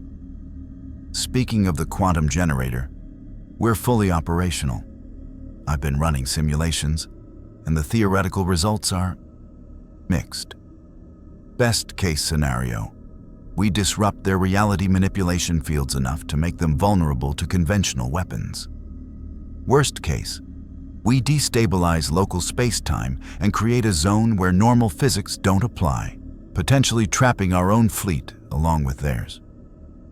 Define destabilize local space-time, Morrison requested with the carefully controlled voice of someone who suspected they wouldn't like the answer. We could accidentally create a region of space where quantum probability fields collapse in unpredictable ways. Ships might experience time dilation. Causality could become negotiable. Physical laws might vary depending on local conditions. It would be very bad. How bad? Accidentally create a permanent hazard zone in Earth's orbital space that makes the area uninhabitable for centuries bad. Possibly rip a hole in reality that requires the Convergence to fix it bad. Thrask rubbed his temples, feeling the weight of command that never got easier, no matter how many crises he survived. So, our last resort weapon might destroy us along with the enemy, or create a permanent disaster zone, or both. Pretty much. But it also might work perfectly and give us the advantage we need. Quantum mechanics is probabilistic. We won't know which outcome we get until we activate it. That's either the most honest assessment or the most terrifying one I've ever heard, Admiral Srel said dryly. I sincerely hope the Convergence chooses partnership. 90 minutes into the ceasefire, the first cracks in Earth's unified front became impossible to ignore. 3 nations, smaller states that had already surrendered once to the Empire 2 years ago, announced they were withdrawing from the alliance and would accept Convergence harvesting if it meant preservation of their population as data rather than physical extinction. Their leaders broadcast messages explaining that cultural immortality within the Convergence's archive was preferable to annihilation resisting an unbeatable enemy. They're terrified, Morrison said, watching the broadcasts with barely contained frustration. And I can't blame them.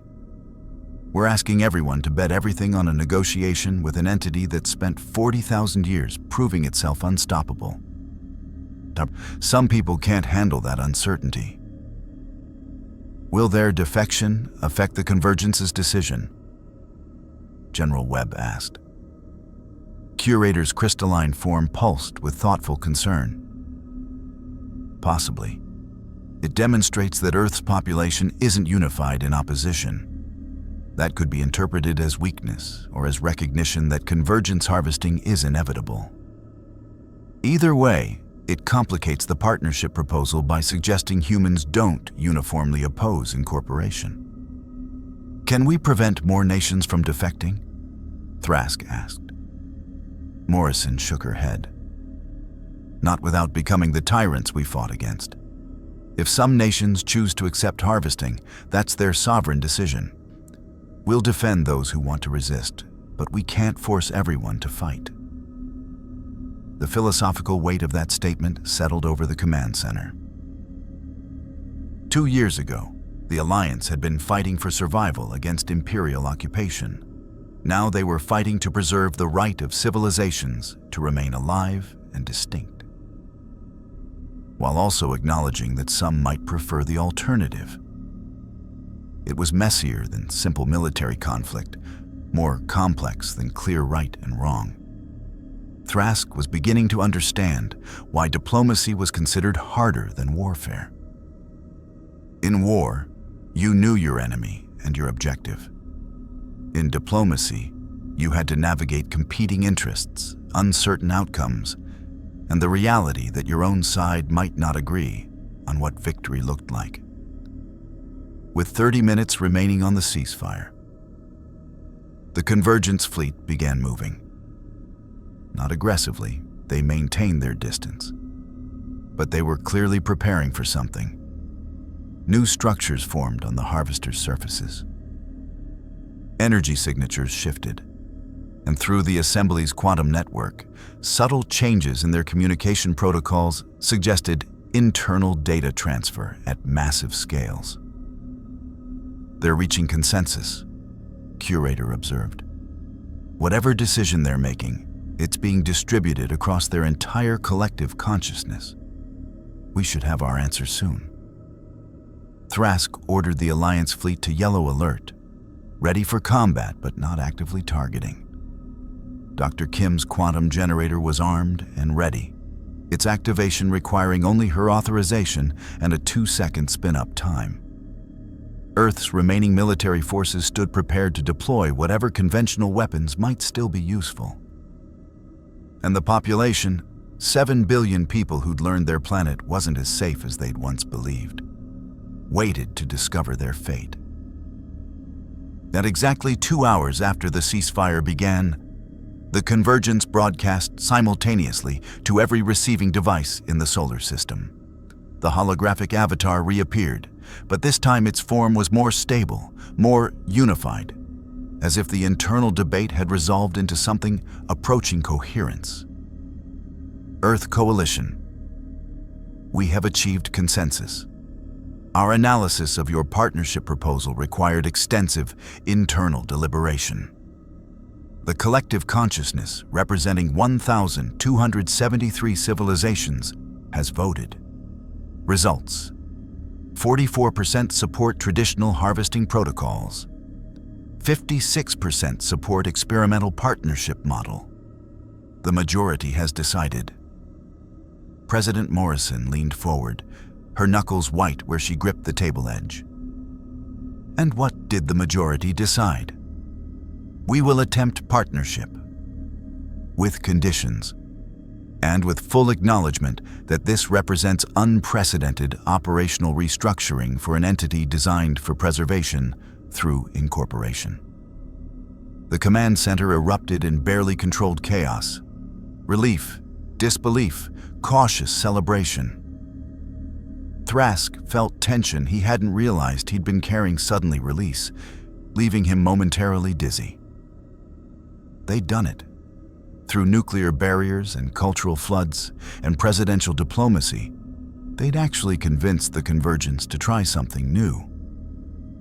But the Avatar wasn't finished. Conditions are as follows. Earth Coalition will provide continuous cultural transmission, art, philosophy, scientific development, social evolution. All information generated by your civilizations will be shared with our archive voluntarily. In exchange, we provide defensive capabilities against external threats, technological consultation, and access to knowledge archived from previous civilizations, excluding information that could destabilize your current development. That's acceptable, Morrison said carefully. What other conditions? We require physical presence to maintain partnership. One harvester will remain in this system as permanent liaison, Its crew. The avatar paused, and something almost like emotion entered its synthesized voice. Its crew will attempt to exist as individuals rather than collective consciousness. This is experimental. We have archived records of individual identity but have not practiced it in 40,000 years. If partnership fails, if your civilizations prove unable to coexist with our presence, we reserve the right to revert to traditional harvesting protocols. Admiral Srel spoke up. You're asking us to trust that you won't harvest us while having a harvester permanently stationed in our system. That requires significant faith. Yes, we require faith from you. You require trust from us that you will share cultural information honestly rather than selectively. Partnership necessitates mutual vulnerability. This is uncomfortable for all parties. It remains preferable to mutual destruction. Thrask understood the logic, even as he recognized the risk. The Convergence was as uncertain about this arrangement as humanity was. They were both betting that cooperation would work better than conflict, with no guarantee and no precedent to guide them. We'll need to establish protocols, Morrison said, shifting into negotiation mode. Communication channels, cultural liaison offices, boundaries for your harvesters' operations. This will take time to structure properly. Agreed. We propose 30-day implementation period. During this time, both parties establish operational frameworks while maintaining ceasefire conditions. If either party determines partnership is untenable, we renegotiate or acknowledge that traditional conflict parameters resume. Acceptable. One more question. What about the 3 nations that announced they'd accept harvesting? Do they get a choice in this partnership, or are they committed to incorporation? The avatar's form flickered, with what might have been the Convergence equivalent of a shrug. They announced willingness to accept preservation through archival. If they now prefer to participate in partnership, they may do so. We do not require unwilling incorporation if alternatives exist.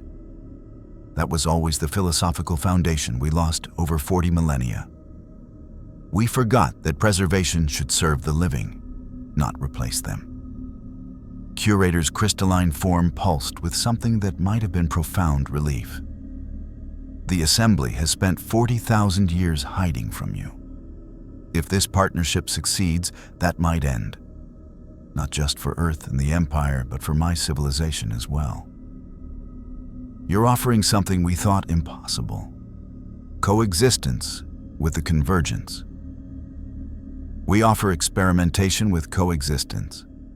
Success is uncertain, but your species' cultural transmission reminded us that uncertainty is not the same as impossibility.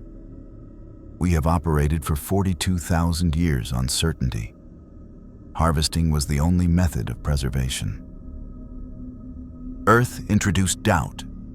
Doubt is uncomfortable. It is also opportunity. The broadcast concluded with coordinates for establishing formal diplomatic contact and technical specifications for the cultural transmission network they'd need to build. The 3 harvesters began reconfiguring again, and this time, Thrask could see the changes were defensive rather than offensive. They were preparing for long-term presence rather than immediate assault. As the Convergence fleet settled into a parking orbit near Saturn, maintaining distance while remaining accessible, President Morrison slumped back in her chair with the exhausted relief of someone who just defused a bomb by persuading it not to explode. Did we just end a 40,000-year cycle of genocidal harvesting through philosophy and cultural exchange? She asked no one in particular. Potentially, Admiral Srel replied. Or we bought time before they changed their minds and harvest us anyway. But for now, we're alive. Our civilizations remain distinct, and we have an agreement. That's victory by any reasonable standard. What do we tell people? General Webb asked. How do we explain that the entity that was going to consume us is now our defensive partner? We tell them the truth, Morrison decided. That we faced impossible odds and found an impossible solution. That the universe is stranger and more negotiable than we thought. And that sometimes survival requires making alliances with former enemies. Something Earth learned 2 years ago with the Empire, and is learning again now with the Convergence. Thrask watched the tactical display, showing the Convergence harvester that would remain as permanent liaison. It was already moving into a stable orbit, beginning the slow process of transitioning from weapon to whatever it would become. Embassy, Guardian, Archive facility, they'd discover together. Commander Vex, Thrask said quietly, stand down from combat alert. Maintain monitoring protocols, but shift to diplomatic posture. Apparently, we're neighbors now with a 40,000-year-old database. Let's try not to give them reasons to regret choosing partnership. Aye, sir. And sir?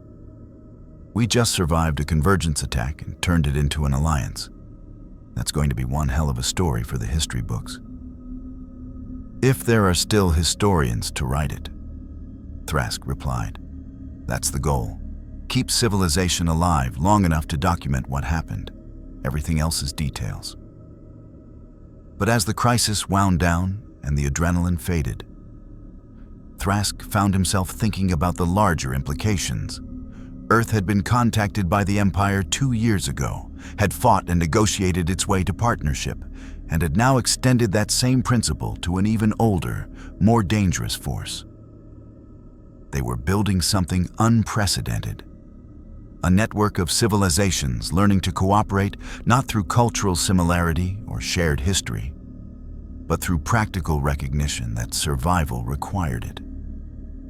If they could make it work, if Earth, the Empire, the Assembly, and now the Convergence could actually function as partners rather than predators and prey, they might be creating a model for the entire galaxy. Not conquest and subjugation, but pragmatic cooperation between vastly different civilizations united by common interest in continued existence. It was ambitious. It was fragile. It was probably going to fail spectacularly at some point. But it was also, for the moment, working. And that was enough. 3 weeks into the partnership implementation, Captain Thrask was discovering that negotiating with a 40,000-year-old collective consciousness was easier than managing the political aftermath. The Convergence Harvester, designated Liaison Vessel 1 by Earth's bureaucracy and archive station by the Convergence itself, had taken up permanent residence in Saturn's orbit, far enough from Earth to avoid panic, but close enough for practical communication. The real challenges were proving to be human. Thrask stood in yet another emergency session of Earth's Security Council, this time dealing with a crisis that made alien first contact look simple by comparison: domestic politics. 17 member nations are demanding the Convergence partnership be put to a referendum, Ambassador Chen from China reported, her holographic presence filling one wall of the conference room. They're arguing that President Morrison exceeded her authority by negotiating on behalf of all humanity without explicit consent from every government. We were 4 hours from potential extinction, Morrison countered, her patience clearly wearing thin after 3 weeks of similar debates. I made the decision that preserved our species. Would these nations have preferred I convened a global vote while harvesters prepared to consume us? Some are saying yes, actually. That martyrdom with dignity is preferable to survival under conditions we didn't collectively agree to. Ambassador Chen's expression showed what she thought of that position, but she was duty-bound to report it. There's a growing movement, particularly in regions that already surrendered to the Empire 2 years ago, arguing that Earth has traded independence for protection twice now, and the pattern needs to stop.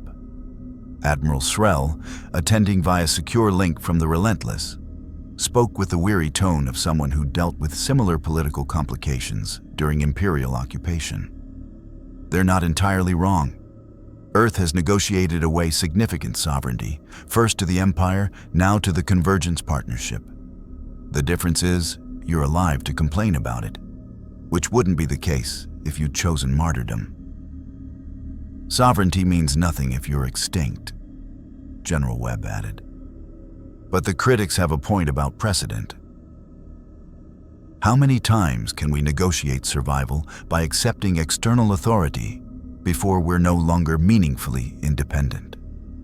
Thrask had been listening in silence, but now he spoke. The question isn't whether we're independent. We haven't been truly independent since the Empire arrived. The question is whether we have agency. Can we influence the terms of our partnerships? Can we negotiate, adapt, and potentially extract ourselves if conditions become unacceptable? If yes, then we're partners.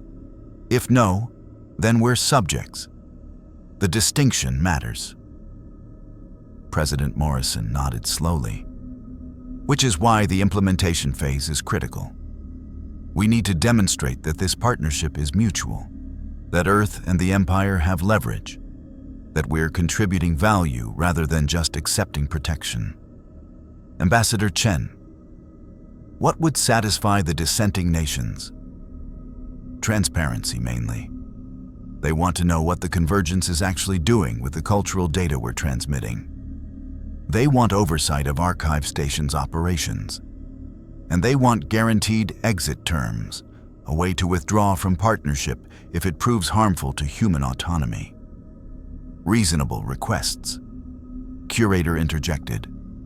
The Assembly representative had become a regular participant in alliance meetings, serving as institutional memory for civilizations attempting unprecedented cooperation.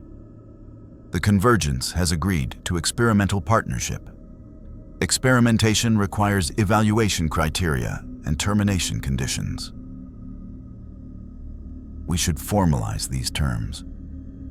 Can we even enforce termination conditions against a force that could harvest us if they decide to? General Webb asked the question everyone was thinking. Unknown, Curator admitted. But the attempt to establish such terms demonstrates we view this as genuine partnership rather than inevitable subjugation. The Convergence chose partnership in part because Earth's approach was novel. Continuing that novelty, treating them as negotiating partners rather than inevitable overlords, might sustain their interest in maintaining the relationship. Thrask pulled up communication logs from Archive Station.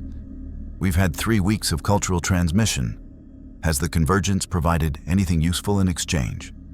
Because if partnership is one-sided, the critics are right to object. Dr. Kim, who'd been coordinating the cultural exchange protocols, joined the discussion with barely contained excitement. Actually, yes. They've started sharing archive technology from extinct civilizations, not advanced enough to destabilize our development, but useful. Medical treatments that could extend human lifespan by 20%. Materials science that'll revolutionize construction. Agricultural techniques that could end food scarcity. And that's just the initial offerings. They're calibrating what to share based on our current technological level, trying not to overwhelm us. So, we're actually getting something tangible from this arrangement? Morrison sounded surprised. More than tangible, transformative. If even 10% of what they've archived proves applicable to our civilization, we're looking at a renaissance in multiple fields. Not overnight, but over the next decade, Earth could advance further than we did in the previous century. That actually helps our political situation, Ambassador Chen observed. If we can show concrete benefits to partnership, lives saved, problem solved, quality of life improved, the dissenting nations will have harder time arguing we should withdraw. It also creates dependency, Admiral Srell warned. If Earth becomes reliant on convergence technology, withdrawing from partnership becomes practically impossible, even if theoretically permitted. That's how client states form, through voluntary acceptance of benefits that become necessities. The concern was valid, and Thrask felt the familiar tension between practical survival and abstract principles. They needed the Convergence's protection and technology, but accepting too much created obligations that might be impossible to escape. It was the same calculation Earth had faced with the Empire. Accept help with strings attached, or maintain purity of independence while remaining vulnerable. We manage dependency through diversification, Thrask suggested. Continue developing our own technology alongside what the Convergence provides. Maintain military capability even while accepting their defensive support. Never become so reliant on partnership that we can't survive its termination. It's a balancing act, but possible if we're deliberate about it. Morrison made a decision. We'll formalize exit terms with the Convergence. Make it clear that partnership can be terminated by either party with appropriate notice. Let's say 5 years. That gives time to disentangle complex connections without sudden disruption. And we'll establish transparency protocols, regular reports on what cultural data we're transmitting, what knowledge we're receiving, independent oversight of archive stations' operations. Ambassador Chen, draft those terms and present them to the dissenting nations. If that doesn't satisfy them, we'll consider a referendum. But I'd rather avoid that if possible. Understood, Madam President. I'll coordinate with... The briefing was interrupted by urgent alerts from Unity Station. Commander Vex's voice came through with barely controlled alarm. Priority alert for Captain Thrask and Alliance leadership. We're detecting unidentified vessels emerging from hyperspace at the system's edge. Multiple contacts. Not Convergence configuration, not Imperial, not assembly. These are something new. Thrask was already moving toward the command center, his earlier concerns about politics instantly subordinated to immediate tactical threat. How many vessels? 23 and counting. They're not approaching. They're forming a perimeter around the system, blockade formation, and they're broadcasting. Put it through. The broadcast was audio only, transmitted in heavily accented Imperial Basic that suggested the speakers had learned the language but weren't native users. The voice was harsh, mechanical, as if passed through translation software that couldn't quite capture organic speech patterns. Attention Earth System. This is the Territorial Defense Force of the Tarkan Collective. You have been designated as violation of established territorial boundaries. Your recent expansion into galactic space, your alliance with Imperial forces, and your negotiation with Convergence entities constitute unauthorized presence in Tarkan-controlled regions. You will cease all spacefaring activities immediately and submit to Tarkan Administrative Authority. Non-compliance will result in forced containment protocols. You have 6 standard hours to acknowledge submission. The transmission ended, leaving stunned silence across the Alliance command network. Who the hell are the Tarkan Collective? General Webb demanded. Curator's form pulsed with concerned recognition. A mid-tier power from the unknown regions, xenophobic, expansionist, and notably hostile to newly emerging spacefaring civilizations. They claim vast territories based on ancient exploration maps and typically attempt to subjugate or contain any new species that enters their space. The Assembly has avoided them for centuries through careful navigation. And they're claiming Earth is in their territory? Morrison's voice carried disbelief. We're literally in our home system. How can that be trespassing?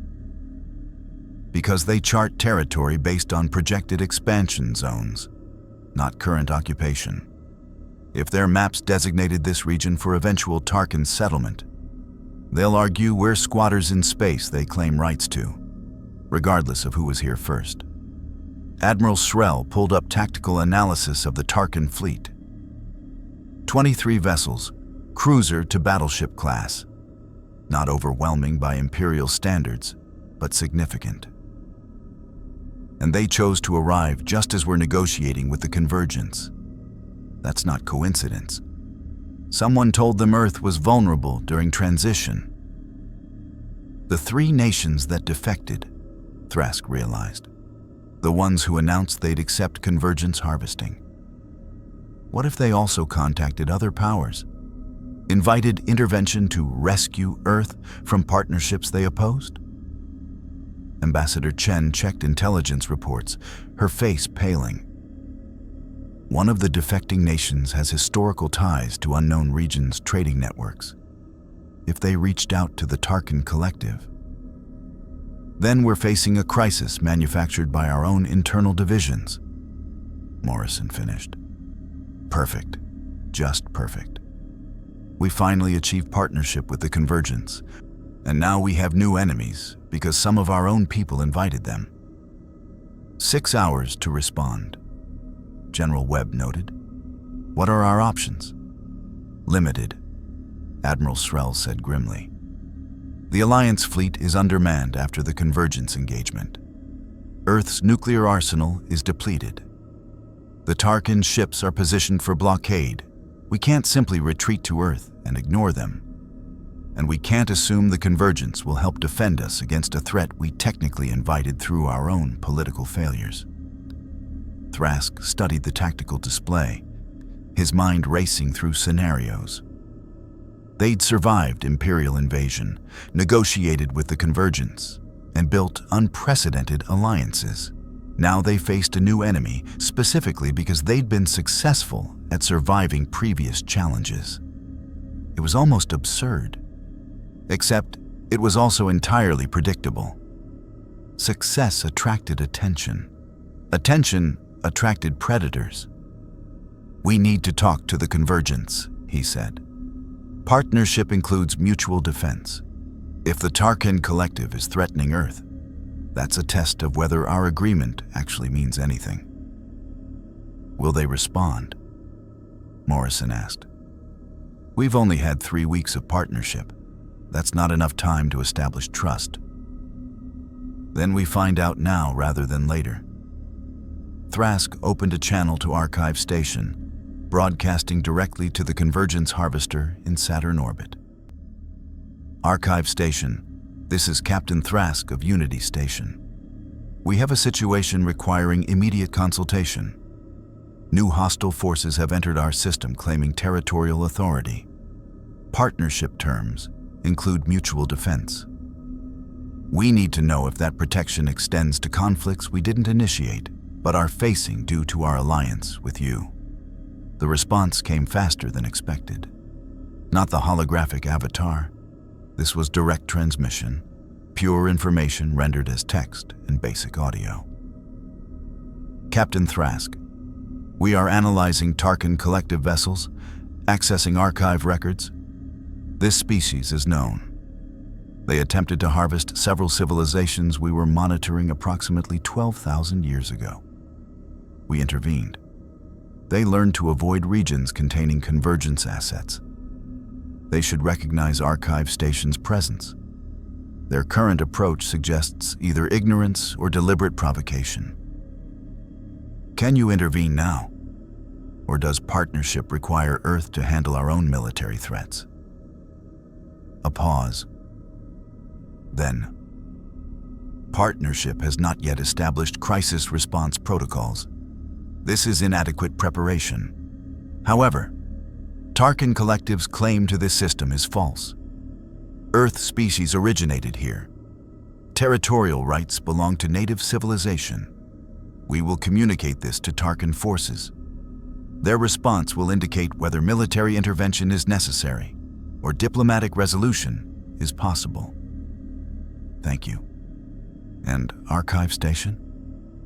Whatever you tell them, make it clear that Earth isn't alone anymore. We have partners.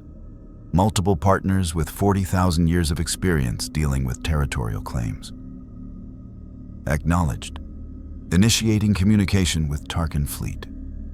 Recommend Earth forces maintain defensive posture, but do not initiate hostilities. Miscommunication has ended more promising partnerships than deliberate betrayal. The channel closed. Thrask turned to the Alliance leadership, who'd been monitoring the exchange. The Convergence is going to try diplomacy first. That's actually encouraging. They're treating this as partnership responsibility rather than declining involvement. Or they're setting us up for disappointment, Admiral Srell cautioned. We won't know if partnership actually means mutual defense until the Tarkan Collective responds to whatever the Convergence tells them. 5 minutes later, they had their answer. The Tarkan fleet began repositioning, not retreating, but definitely adjusting their formation from aggressive blockade to defensive perimeter. And a new broadcast came through, this time clearly addressed to Archive Station rather than Earth. Convergence entity. We were unaware of established partnership in this system. If Earth species operates under your protection, Tarkan Collective acknowledges their territorial rights per Convention of Harvested Spaces. However, their expansion beyond this system will be monitored. Any incursion into recognized Tarkan territory will be contested, regardless of Convergence partnership. It was a retreat. Not complete, not unconditional, but recognition that Earth wasn't vulnerable prey. The Tarkan Collective was backing down specifically because the Convergence had indicated Earth was protected. President Morrison let out a breath she'd apparently been holding. Partnership works. They actually defended us. They asserted our rights, Curator corrected. The threat was resolved through diplomatic authority rather than military force. But yes, the Convergence demonstrated that partnership means practical protection, not just symbolic cooperation. Which completely undercuts the critics' arguments, Ambassador Chen observed. The dissenting nations wanted proof that partnership provided real benefits. We just got dramatic evidence. We faced territorial challenge from an aggressive power, and our partners backed us without military conflict. That's exactly what Alliance should do. Thrask felt the familiar mixture of relief and ongoing concern that seemed to define his existence since defecting from the Empire. They'd survived another crisis. The partnership was validated. But the Tarkan Collective's warning about monitoring Earth's expansion meant future conflicts were inevitable. We're not safe, he said quietly. We're just protected. There's a difference. There's always been a difference, Morrison replied. But protected is better than extinct. We'll take what we can get and build from there. The Tarkan fleet maintained their perimeter for another 2 hours, running scans, gathering data, making clear they were watching even as they acknowledged Earth's rights.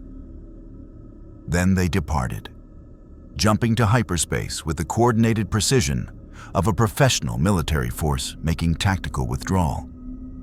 Earth had faced its first test of the Convergence partnership, and survived not through weapons or desperate tactics, but through the recognition that allies matter, that partnership, however strange or uncomfortable, provided protection that isolation never could. It was a lesson the galaxy would need to learn. And Earth, the newest member of the galactic community, was becoming an unlikely teacher of how to survive through cooperation rather than conquest. 6 months after the Tarkan Collective incident, Captain Thrask found himself in a position he'd never anticipated, teaching tactics at Earth's first interstellar defense academy. The facility, built jointly by Earth, Imperial, Assembly, and, surprisingly, Convergence contributions, represented humanity's commitment to becoming competent participants in galactic affairs rather than perpetual victims requiring rescue. Standing before a classroom of human, Imperial, and even a few assembly cadets, Thrask reviewed the tactical scenario projected on the holographic display. Your fleet encounters unknown vessels claiming territorial authority. You have three options: immediate military response, defensive withdrawal, or diplomatic engagement. Who can tell me which is correct? A human cadet, barely 20 years old, part of the first generation to grow up knowing Earth wasn't alone in the universe, raised her hand. Diplomatic engagement first, sir. We learned from the Tarkan incident that communication backed by credible force is more effective than immediate violence. Partially correct, Cadet Torres. But you're missing context. What if you don't have credible force? What if the unknown vessels significantly outmatch your capabilities? An Imperial cadet, a young officer assigned to Earth as part of the cultural exchange program, spoke up. Then you're negotiating from weakness, sir. But weakness doesn't mean helplessness. Earth demonstrated that unexpected tactics can offset technological disadvantage. Sometimes appearing unpredictable is as valuable as appearing powerful. Better. But there's a third element you're both overlooking. Thrask pulled up data from the Convergence negotiation. Information. When we faced the Convergence, we didn't just fight or negotiate. We fundamentally changed what they understood about us. We introduced uncertainty into their operational models. Against the Tarkan collective, we leveraged partnership information. They didn't know the Convergence was involved until we told them. Information advantage can matter more than military superiority. An assembly cadet, a younger crystalline entity, perhaps a century old by their species standards, pulsed with consideration. You're describing intelligence warfare, Captain Thrask.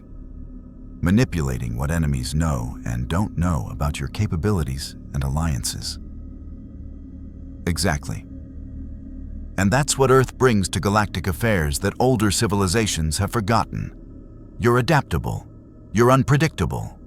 You haven't optimized your tactics through millennia of warfare. Which means you still try things that shouldn't work but occasionally do. Thrask smiled slightly. Some call it primitive thinking. I call it innovation born from necessity. The classroom discussion was interrupted by an urgent notification on Thrask's datapad. Priority message from Admiral Srel. Conference Room 3. Immediate. We have a situation. Thrask excused himself and headed to Unity Station's command section, where he found the Alliance leadership already assembled, or rather, their holographic representations, since coordinating physical presence of leaders from Earth, scattered Imperial posts, assembly territories, and Archive Station was logistically challenging. Status? Thrask asked, taking his position at the table. Admiral Srel pulled up a star chart showing the region between Earth and the Empire's nearest established systems. We've lost contact with 3 exploration missions, 2 Imperial, 1 joint Earth assembly. All disappeared in this region over the past week. No distress signals, no debris fields, just gone. President Morrison leaned forward. Pirates? Some new territorial claimant like the Tarkan Collective? Unknown, but there's a pattern. Srel highlighted the disappearance locations. All 3 missions were investigating the same phenomenon: unusual energy signatures that don't match known stellar phenomena or artificial sources. Something in that region is emitting radiation across multiple spectrums, and every ship we send to investigate vanishes. Dr. Kim, now Earth's science advisor for interstellar affairs, pulled up analysis of the energy signatures. These readings are strange. They're similar to what we detected before the Convergence arrived. Reality distortions, quantum fluctuations, space-time anomalies, but different enough that I don't think it's Convergence related. Could it be another Convergence-type entity? General Webb asked. Something similar but distinct? Curator's form pulsed with concerned uncertainty. The Assembly has records of other harvesting forces, though none as old or extensive as the Convergence. But these energy signatures don't match known profiles. This appears to be something genuinely novel. We need to investigate, Morrison said. We can't have regions of space that simply consume our vessels. But I'm not sending more crews into whatever's out there until we have better intelligence. Recommendations? Thrask studied the star chart, his tactical mind working through options. We go in force, not exploratory vessels, a proper military expedition with defensive capabilities and multiple redundancies. If ships are disappearing, we need enough assets that losing some still leaves us with the ability to escape and report findings. That's a significant resource commitment, Admiral Srell noted. We'd need to draw ships from Earth's defensive fleet and my Imperial detachment. It leaves us vulnerable to other threats. Which is why we invite partners, Thrask suggested, looking at the holographic presence of Archive Station's representative. The Convergence had started sending individuated avatars to Alliance meetings, an experiment in functioning as distinct entities rather than collective consciousness. Archive Station. Your defensive agreement includes mutual protection against unknown threats. This qualifies. The Convergence avatar, it had adopted the designation Archive 7 and a relatively stable humanoid appearance, flickered with processing activity. We have reviewed the energy signatures through your transmission. They are concerning, similar to phenomena we encountered approximately 8,000 years ago. A species that existed partially outside normal space-time, making them resistant to conventional harvesting. We eventually bypassed their region rather than expending resources to develop new incorporation techniques. You're saying there's a civilization out there that even the Convergence couldn't consume? Dr. Brerewafer, Kim's eyes widened. That's either terrifying or fascinating. Possibly both. Both, Archive 7 confirmed. They were called the Veil Collective, beings that existed simultaneously in multiple dimensional states. Attempting to interact with them caused spatial instabilities. Our vessels that approached too closely experienced time dilation, causality disruptions, and in 3 cases, simply ceased to exist across all observed timelines. And you think this is the same species? Morrison asked. Unknown. The Veil Collective should have progressed beyond their original territory in 8 millennia. But the energy signatures match their dimensional manipulation characteristics. If they have expanded, and if our exploration vessels triggered defensive responses, yes. This could be Veil Collective activity. Admiral Srell pulled up fleet disposition charts. If we're committing resources to investigate a potentially hostile extra-dimensional civilization, I want maximum firepower. Captain Thrask, I'm assigning you operational command. Take the Relentless, 3 Earth-built destroyers, and 2 assembly vessels. Archive 7. Can Archive Station deploy support? We can provide 1 Harvester-class vessel, smaller than our primary units, but equipped with dimensional stabilization technology that may prove useful against Veil Collective manipulation.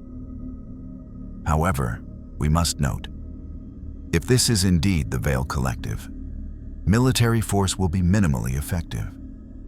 They exist partially outside dimensions where conventional weapons function. You cannot destroy what you cannot fully perceive. Then how do we deal with them? General Webb demanded. Communication, understanding, negotiation of coexistence terms, the methods Earth employed against us. Archive 7's form shifted in what might have been the Convergence equivalent of ironic amusement. You have become teachers of diplomacy to entities far older than yourselves. It is unexpected. But you have proven these methods can work against forces that seemed unstoppable. Thrask felt the weight of command settling on his shoulders again. Every time they solved one crisis, another emerged. But that was the reality of existence in a galaxy full of ancient powers, territorial disputes, and entities that existed beyond normal comprehension. You didn't win permanently. You survived, adapted, and hoped tomorrow's crisis was manageable. We leave in 12 hours, Thrask decided. I want every ship equipped with dimensional sensors, emergency evacuation protocols, and multiple communication redundancy systems. If we're going to contact a civilization that exists outside normal space-time, I want every advantage we can manufacture. And if contact proves impossible? Morrison asked.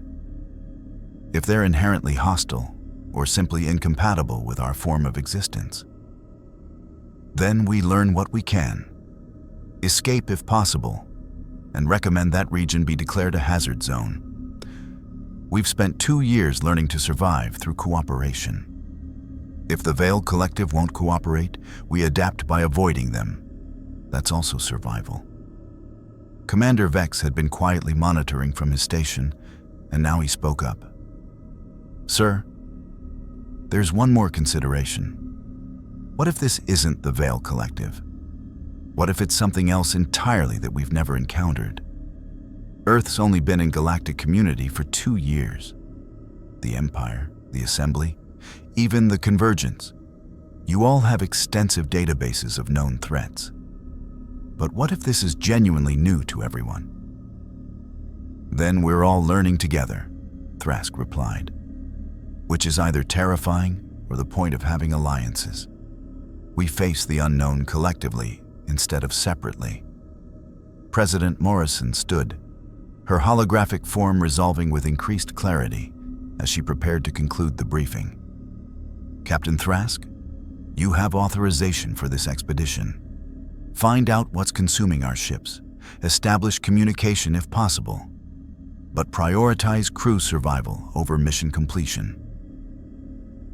We've lost enough people to impossible situations. I won't lose more without absolute necessity. Understood, Madam President. Commander Vex, begin assembling the task force. Dr. Kim, I need every piece of data we have on dimensional phenomena, time dilation effects, and extra-dimensional species. Archive 7, coordinate with my tactical officers. I want to know everything the Convergence learned about the Veil Collective 8,000 years ago. One more thing, Admiral Srell added. Captain, you're taking humanity's best tactical minds and significant military assets into a potential combat zone against an unknown enemy. If this goes badly, Earth's defensive capabilities will be severely compromised. Are you certain this is worth the risk? Thrask thought about the 3 missing crews. Thought about exploration vessels that had ventured into unknown space seeking knowledge and discovery, only to disappear without trace. Thought about how Earth had been consumed by curiosity about the universe, even knowing that universe contained existential threats. The alternative is letting our people vanish without investigation, he said. Is teaching future generations that some questions are too dangerous to ask. That curiosity ends where fear begins. 2 years ago, Earth faced the Empire and chose to fight despite impossible odds. 6 months ago, we negotiated with the Convergence when everyone expected extermination. We've established a precedent. We investigate, we engage, we try to understand. If we stop now because something seems too dangerous, We betray everything that's gotten us this far. Morrison nodded slowly. Then go find our people, or find out what happened to them. And Captain, come back. We've built something remarkable here. Multiple civilizations learning to cooperate. I'd like you to see where this leads. The briefing concluded, and the various holographic presences winked out as leaders returned to their respective locations. Thrask remained in the conference room for a moment, staring at the star chart showing the region where 3 vessels had disappeared. The galaxy kept getting stranger. First, the Empire's invasion, then the Convergence's arrival, then the Tarkan Collective's territorial challenge. Now an extra-dimensional civilization that might be hostile, might be defensive, might be something so alien that categories like hostile and defensive didn't apply. And Earth, barely 2 years into interstellar community, was somehow at the center of it all. Thrask suspected it wasn't coincidence. Earth represented something novel in galactic affairs, a species that had survived everything through adaptation, creativity, and stubborn refusal to accept that survival required subjugation. Other civilizations noticed. Some wanted to recruit Earth as an ally. Some wanted to contain Earth as a threat. And some, like whatever existed in that hazard region, might simply exist in ways that made categorization irrelevant. Commander Vex, Thrask transmitted to his second-in-command. Add 1 more item to the mission prep checklist. Make sure every crew member understands we're not just investigating unknown phenomena. We're representing Earth, the Empire, the Assembly, and the Convergence as a unified force. How we conduct this mission will influence how other galactic powers perceive our alliance. No pressure. Vex's response carried wry humor. None at all, sir. I'll make sure everyone knows the fate of interstellar diplomacy rests on their shoulders while they're investigating extra-dimensional entities that might exist outside cause and effect. That'll help them sleep tonight. Probably better they lose sleep now than encounter something unprepared, Thrask replied. Assemble the task force. We depart at first watch. 12 hours to investigate disappearances that might be caused by an 8,000-year-old extra-dimensional civilization, a completely unknown threat, or something so strange that the Convergence's 42,000-year database had no reference points. Just another day in the new galactic community Earth had joined. Just another impossible situation requiring adaptation, courage, and the hope that cooperation could overcome threats no single civilization could face alone. Thrask headed to the hangar bay, where the Relentless was preparing for departure. Behind him, Earth continued spinning in space, protected by alliances with former enemies, guarded by entities that had once sought to consume it, and defended by people who'd learned that survival meant trying impossible things until one of them worked. It was the most human approach possible, and somehow, against all expectation, it kept succeeding. Now they'd discover if that success could extend to understanding entities that existed beyond normal dimensions of space and time. The universe was about to get even stranger, and Earth's alliance would adapt. Or they'd discover the limits of what cooperation could achieve. Either way, they'd face it together.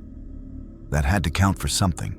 The task force assembled at the edge of known space looked like a museum exhibition of galactic cooperation. The Relentless served as flagship, an Imperial star destroyer whose gray hull now bore markings from 3 different civilizations alongside its traditional Imperial insignia. Flanking it were Earth's destroyers Defiance, Jakarta Memorial, and Unity. Sleek vessels that combined human aerospace design with Imperial military architecture and assembly quantum systems.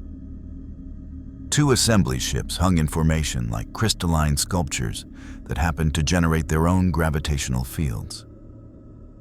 And bringing up the rear, the Convergence support vessel designated Harvester Theta, its liquid metal surface rippling with constant reconfiguration even in standby mode. 7 ships, 3,000 crew members representing 4 civilizations, all heading toward a region of space where 3 previous expeditions had simply ceased to exist. Captain Thrask stood on the Relentless's bridge, reviewing final status checks while Commander Vex coordinated with the other vessels.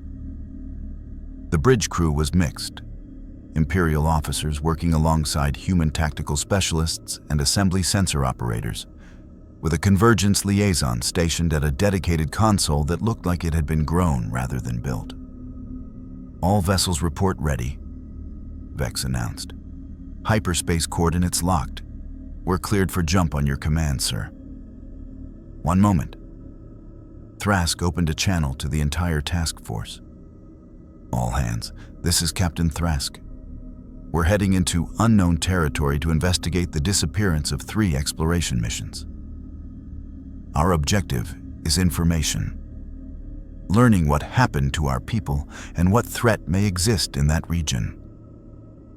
We represent an unprecedented alliance between civilizations that were enemies 2 years ago and partners today. How we conduct ourselves will matter beyond this mission. We show the galaxy that cooperation works, that different species can function as a unified force, and most importantly, we bring everyone home. No heroic sacrifices, no unnecessary risks. We're too valuable as examples of what Alliance can achieve to throw ourselves away on dramatic gestures. Execute jump on mark." The task force translated into hyperspace, with the coordinated precision of forces that had trained together for months, not the improvised cooperation of recent allies. Thrask watched the blue-white tunnel of hyperspace surround them and reflected on how far they'd come. 2 years ago, he'd been an Imperial captain enforcing occupation. Now he commanded ships from 4 civilizations on a mission to rescue crews that might be beyond saving. Redemption came in strange forms. The hyperspace journey took 14 hours, time spent running simulations and reviewing what little data existed about the Veil Collective.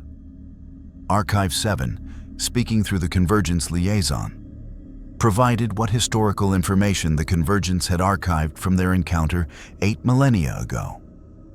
The Veil Collective existed across multiple dimensional states simultaneously.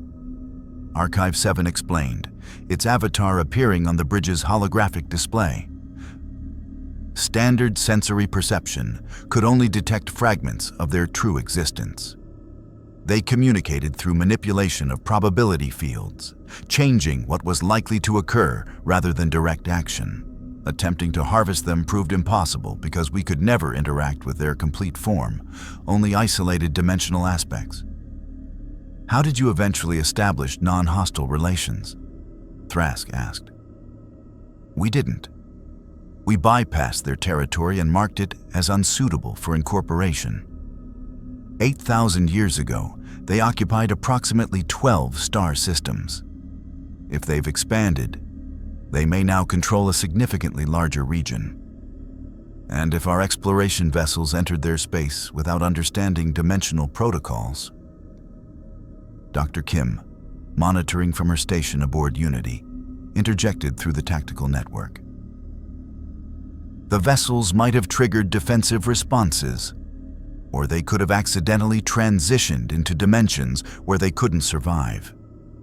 If the Veil Collective manipulates probability and dimensional states, our ships might not have been destroyed.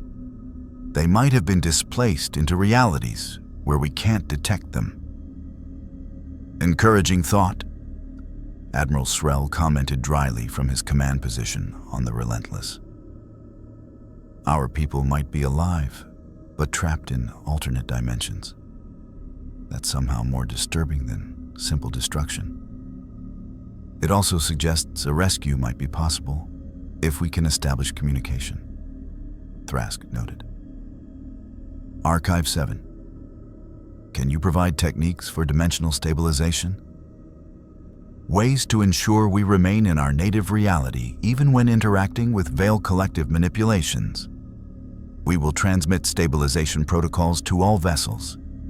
However, understand that these are 42,000-year-old techniques, updated only by theoretical modeling.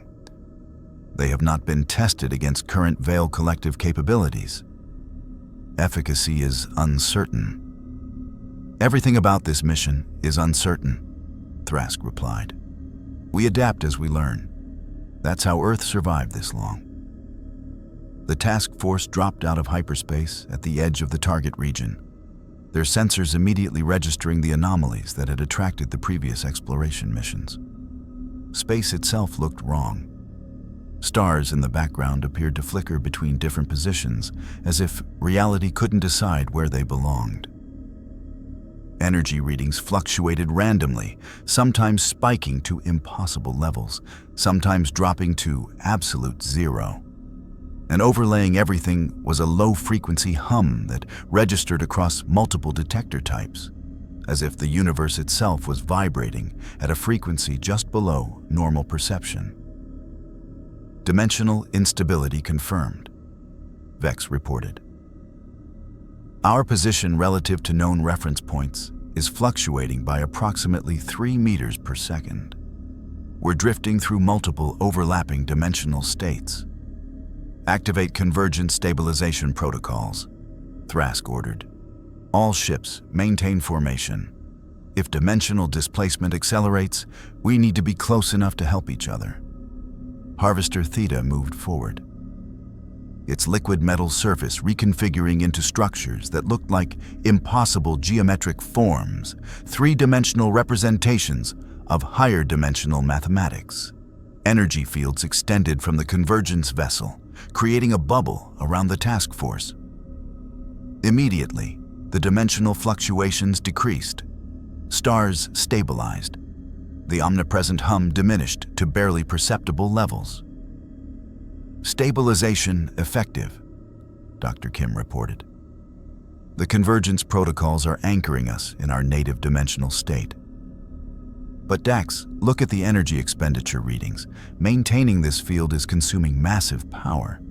Harvester Theta can sustain it for maybe 6 hours before needing to recharge. 6 hours to investigate, find our people, and escape if necessary. Thrask pulled up tactical displays showing the region where the previous ships had disappeared.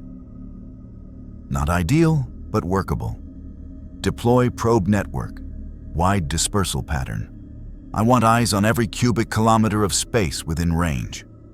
Probes launched from all 7 ships, creating a sensor grid that would detect anything moving or existing in their vicinity. For the first few minutes, the probes reported standard readings.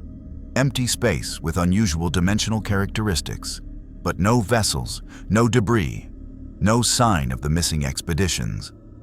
Then one probe, positioned approximately 2 million kilometers from the task force, simply vanished from all sensors simultaneously.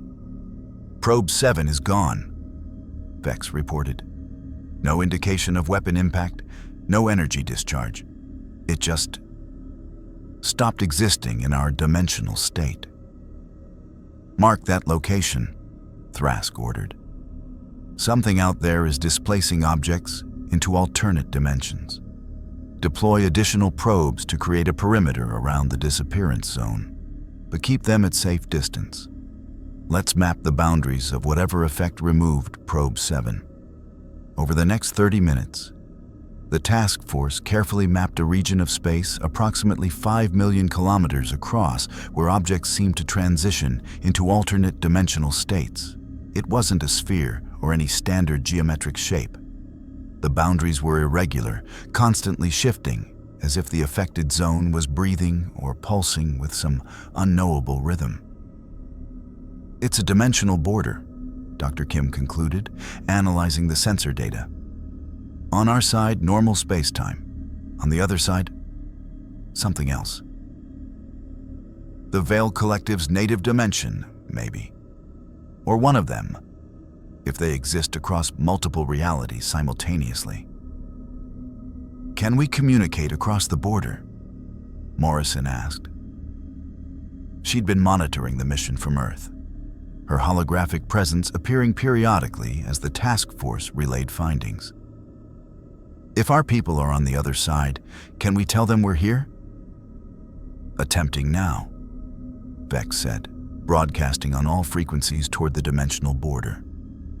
Missing vessels. This is Captain Thrask, commanding Rescue Task Force. If you can receive this transmission, respond on any available channel.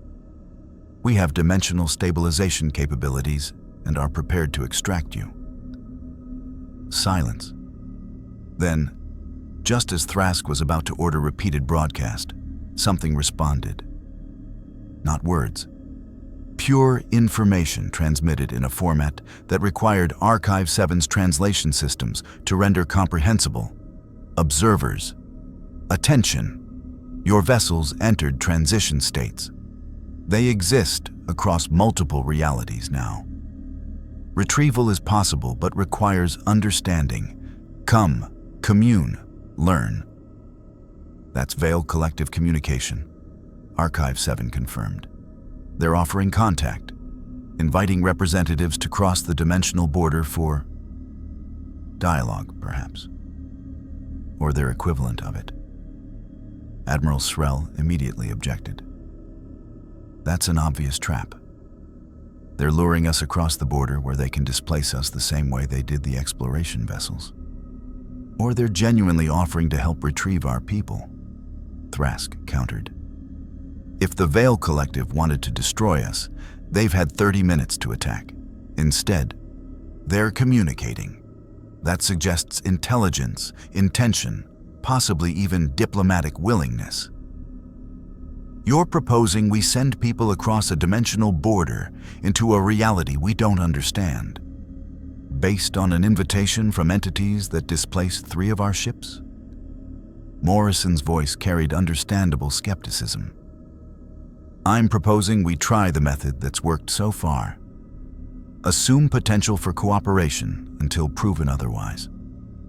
The Empire invaded Earth, and we found partnership. The Convergence tried to harvest us, and we negotiated coexistence. The Tarkan Collective challenged our territory, and our allies backed us. Every time, assuming hostile intent would have meant warfare. Assuming possibility of communication led to better outcomes. Previous situations involved entities from our dimension, Admiral Srel pointed out. The Veil Collective exists partially outside normal reality. Diplomatic protocols assume shared physical existence. We don't even know if concepts like diplomacy translate to beings that experience time differently than we do. Dr. Kim spoke up, her scientific curiosity overriding caution. There's only one way to find out. And if our people are truly trapped across that dimensional border, we have to try. Captain Thrask, I volunteer to join the contact team. Someone with scientific background needs to observe Veil Collective space firsthand. Absolutely not. Morrison immediately responded. Dr. Kim, you're Earth's lead scientific advisor. We can't risk losing you to dimensional displacement. With respect, Madam President, we can't risk not sending someone qualified to understand what they're seeing. If the Veil Collective is offering to return our people, we need someone who can evaluate whether that's actually possible or a misunderstanding based on incompatible concepts of existence. Thrask found himself in the uncomfortable position of deciding whether to authorize what might be a suicide mission. Everything in his Imperial training said no. Don't risk command personnel on uncertain operations. Everything he'd learned from Earth said yes. Sometimes you had to try impossible things because the alternative was accepting defeat without exhausting options. I'll lead the contact team, he decided. Dr. Kim accompanies as scientific advisor. Commander Vex has command of the Relentless in my absence. Archive 7. can your Harvester Theta provide dimensional stabilization for a small craft crossing the border? Possible. We will reconfigure a shuttle with Convergence stabilization technology. The vessel will maintain connection to native dimensional state even while existing partially in Veil Collective space. Return should be achievable. Survival is probable. Probable isn't reassuring, Admiral Srel observed. Nothing about this mission is reassuring, Thrask replied. But our people are across that border. We find them, or we learn why we can't. Those are our options. Prepare the shuttle. 90 minutes later, Thrask and Dr. Kim boarded a modified shuttle whose interior looked like someone had grafted Convergence technology onto human engineering, with Imperial structural reinforcement and assembly quantum processors acting as mediating systems. It was possibly the most advanced collaborative vessel ever constructed, and it had been built in 90 minutes to attempt something no one had tried before. This is either brilliant or insane, Dr. Kim observed, strapping into the co-pilot seat. I've stopped trying to distinguish between those categories, Thrask replied. They seem to overlap frequently. Ready? Absolutely not. Let's go anyway.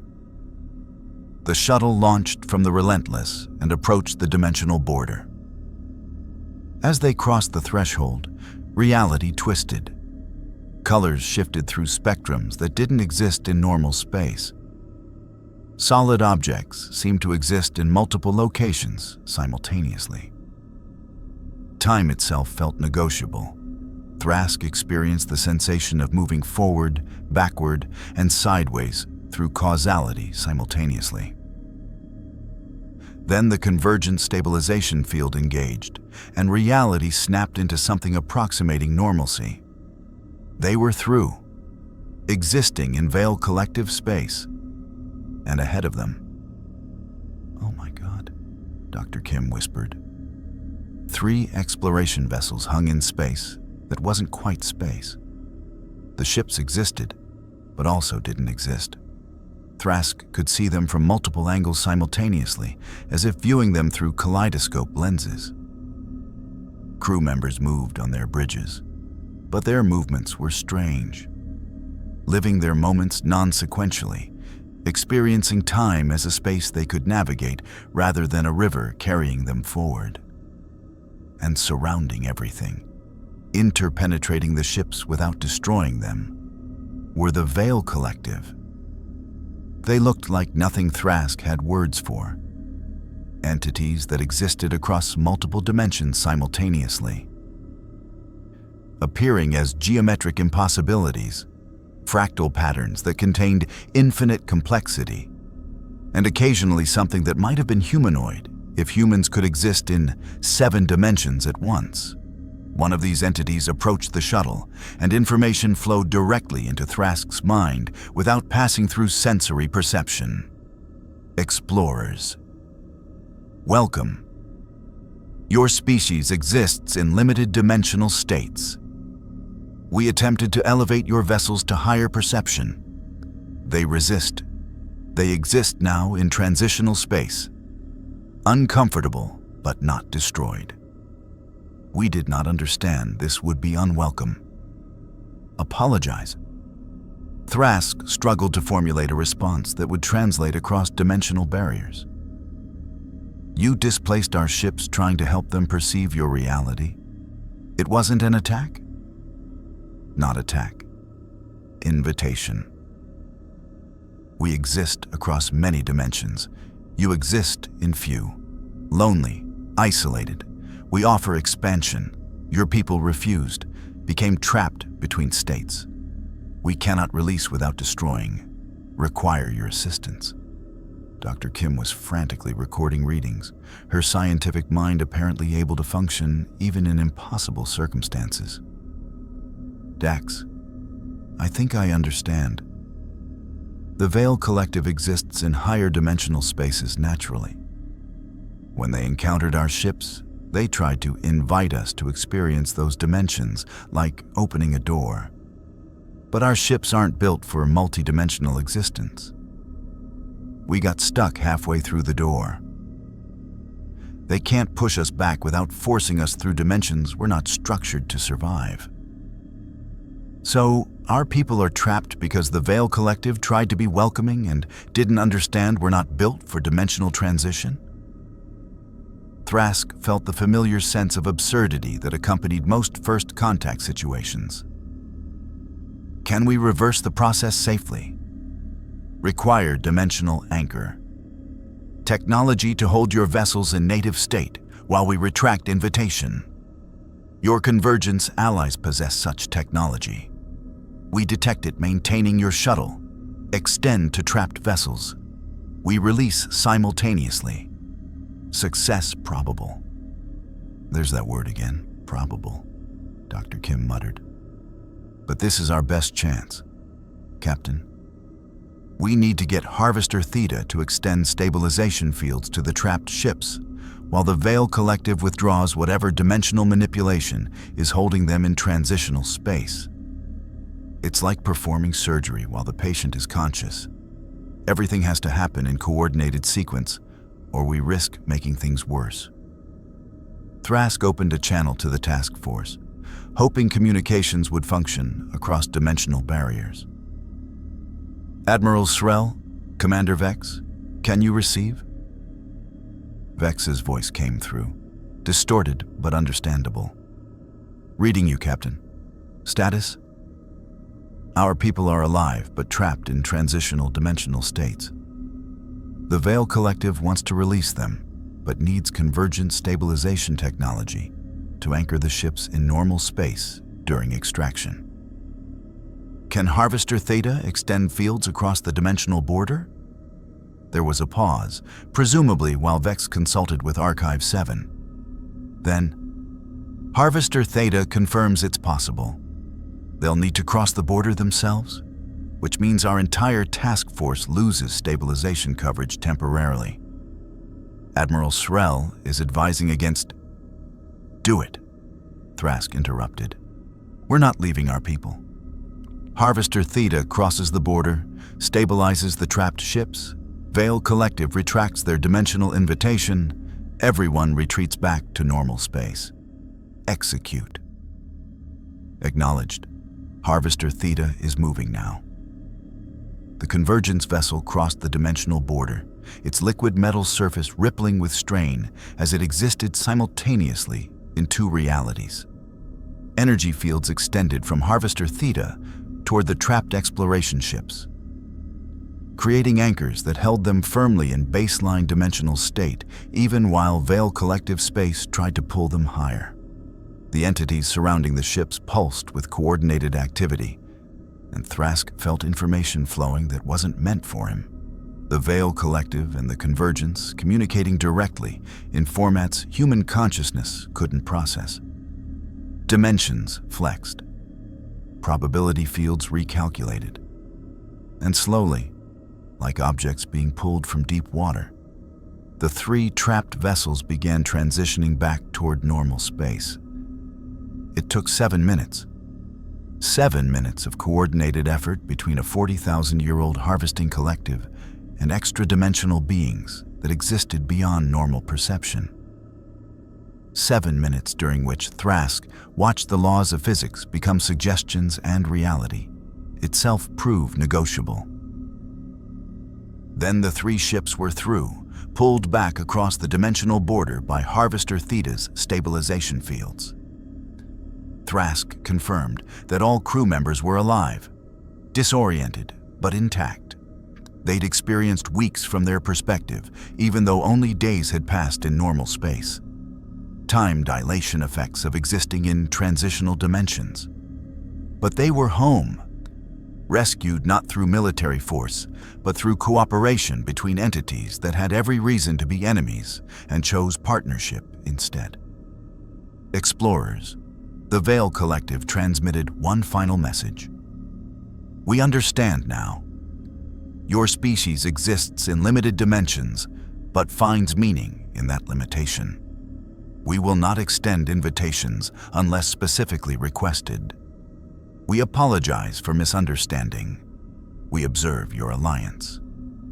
multiple species cooperating across different existence forms. This is interesting. We will watch, perhaps eventually participate. If you learn to perceive more dimensions, return. We will welcome properly. Thank you, Thrask transmitted back.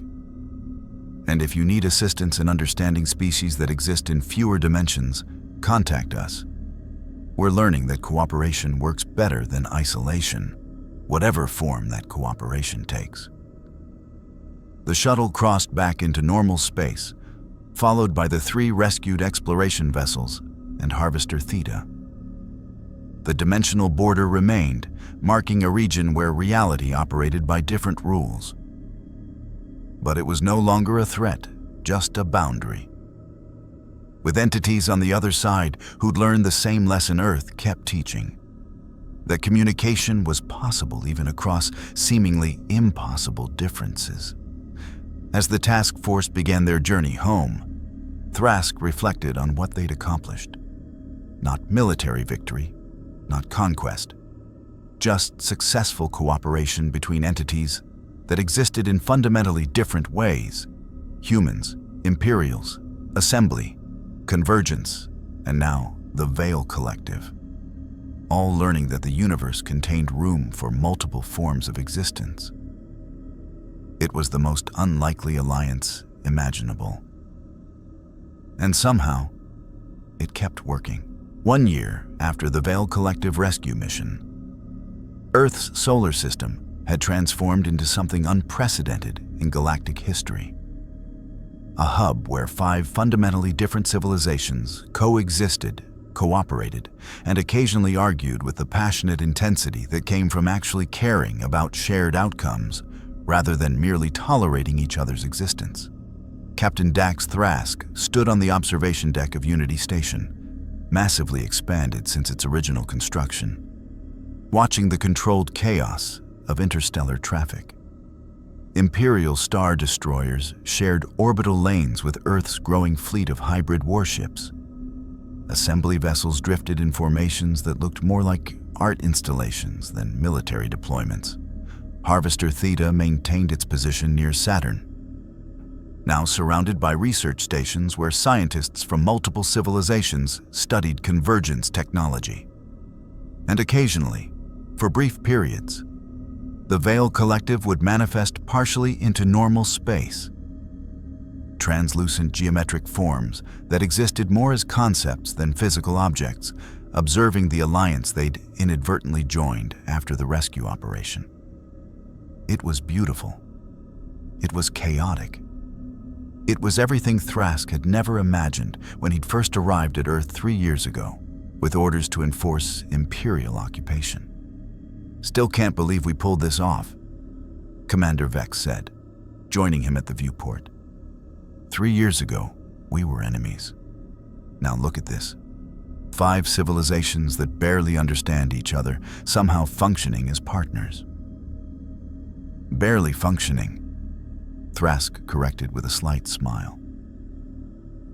The Senate hearings on resource allocation have been described as barely controlled diplomatic disasters by every news network covering them.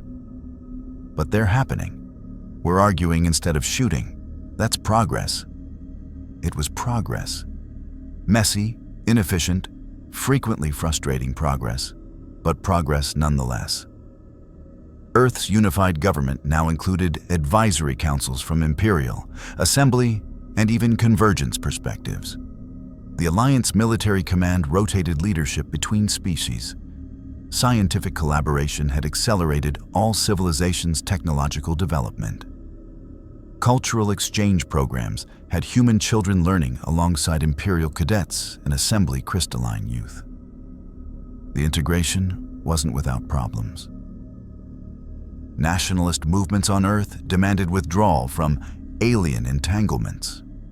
Some Imperial factions still viewed humans as primitives, requiring guidance rather than partners. The Assembly struggled with adapting millennia of isolationist survival instincts to active cooperation. And the Convergence was discovering that functioning as individuals, rather than collective consciousness, was harder than their 40,000-year database had prepared them for. But they were trying, and somehow, the trying was enough. President Morrison joined Thrask on the observation deck, looking tired but satisfied. She'd announced she wouldn't seek another term.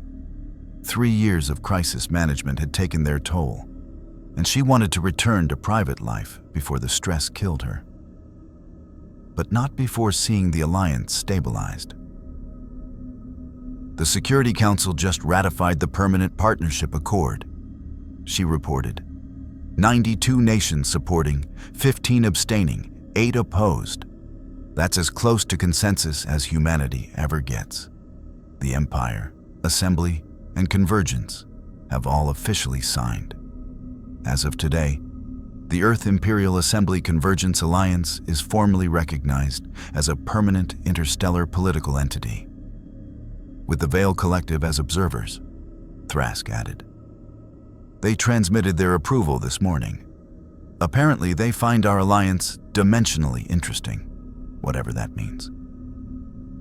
It means we've done something remarkable, Admiral Srell said, approaching from the station's command center. The CHIS officer had been promoted to Supreme Alliance Commander, a position that rotated every 2 years between civilizations. His current term had seen the most stable period in the Alliance's short history. 5 civilizations that had every reason to destroy each other instead chose to build something new. The galaxy is watching. Other species are already requesting information about how we structured our partnership. Dr. Kim arrived with datapads full of reports, her role as science advisor having expanded to coordinating research across all Alliance civilizations. Speaking of building something new, the joint colonization mission to Kepler 442b is ready to launch. 3,000 colonists representing all Alliance species. The first intentionally multi-species colony in galactic history. How are the logistics working out? Morrison asked. Last I heard, there were heated debates about whether Imperial architecture, human urban planning, or assembly organic structures should define the colony's design. We compromised. Everyone gets their own district, but shared spaces use collaborative designs that incorporate elements from all civilizations. It's ugly, honestly, but it works. And more importantly, it's ours, created together rather than imposed by any single culture. Thrask felt pride at that. The colony represented everything the Alliance was trying to achieve, not homogenization of differences, but recognition that different approaches could coexist and even complement each other.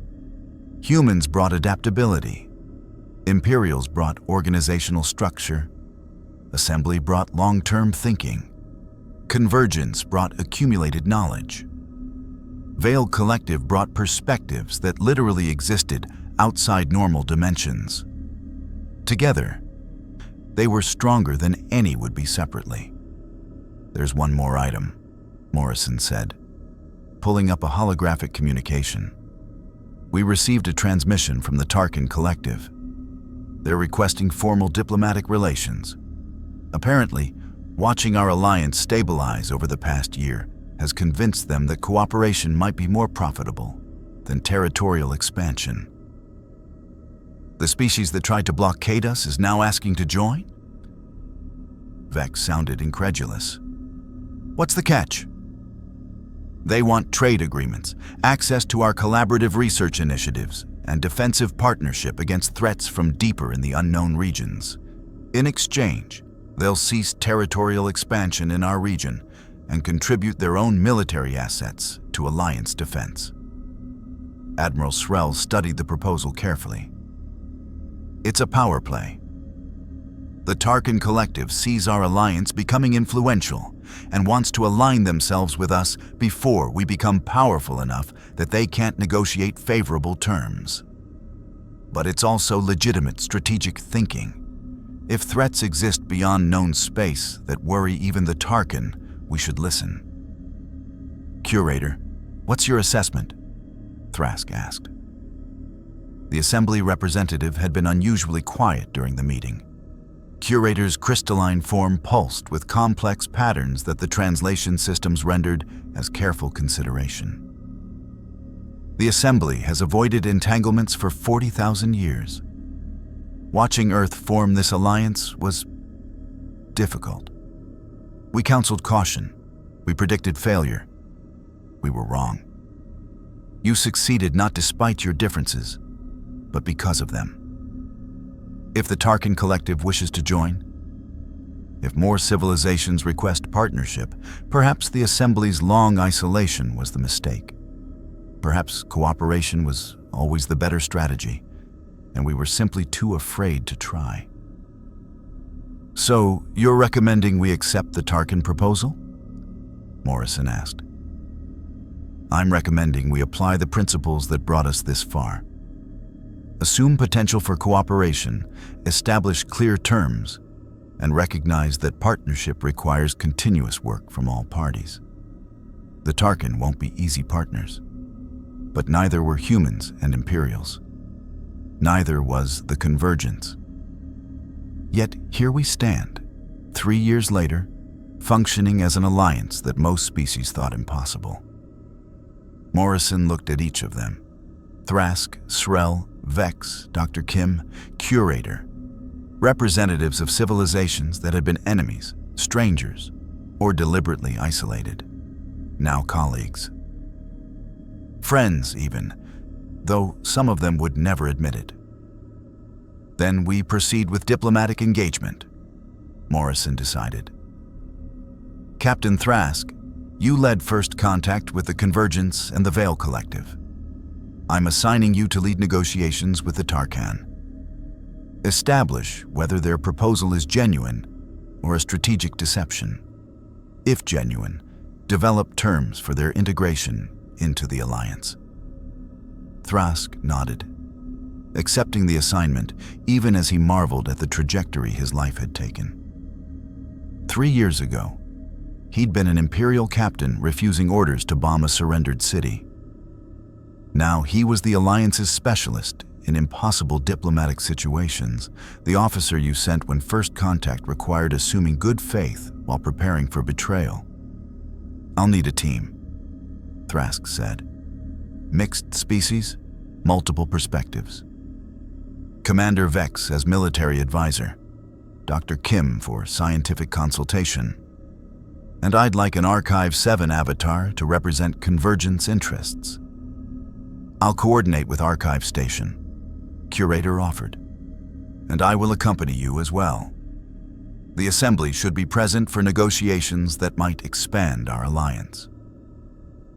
This is either going to be our greatest achievement or most spectacular failure, Admiral Srel observed. Integrating a species known for aggressive territorial expansion into an alliance built on cooperation seems optimistic, even by Earth standards. Earth standards have worked pretty well so far, Morrison replied. 3 years ago, we faced extinction. Today, we're expanding an alliance that might reshape how the galaxy functions. I'll take optimistic over realistic if optimism keeps delivering results.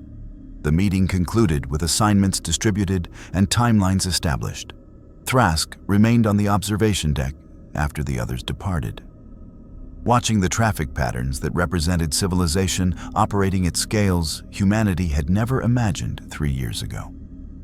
A soft alert indicated incoming communication. Archive 7's avatar materialized beside him. The Convergence entity had become almost comfortable with individuated existence, though it still occasionally reverted to collective speak when stressed.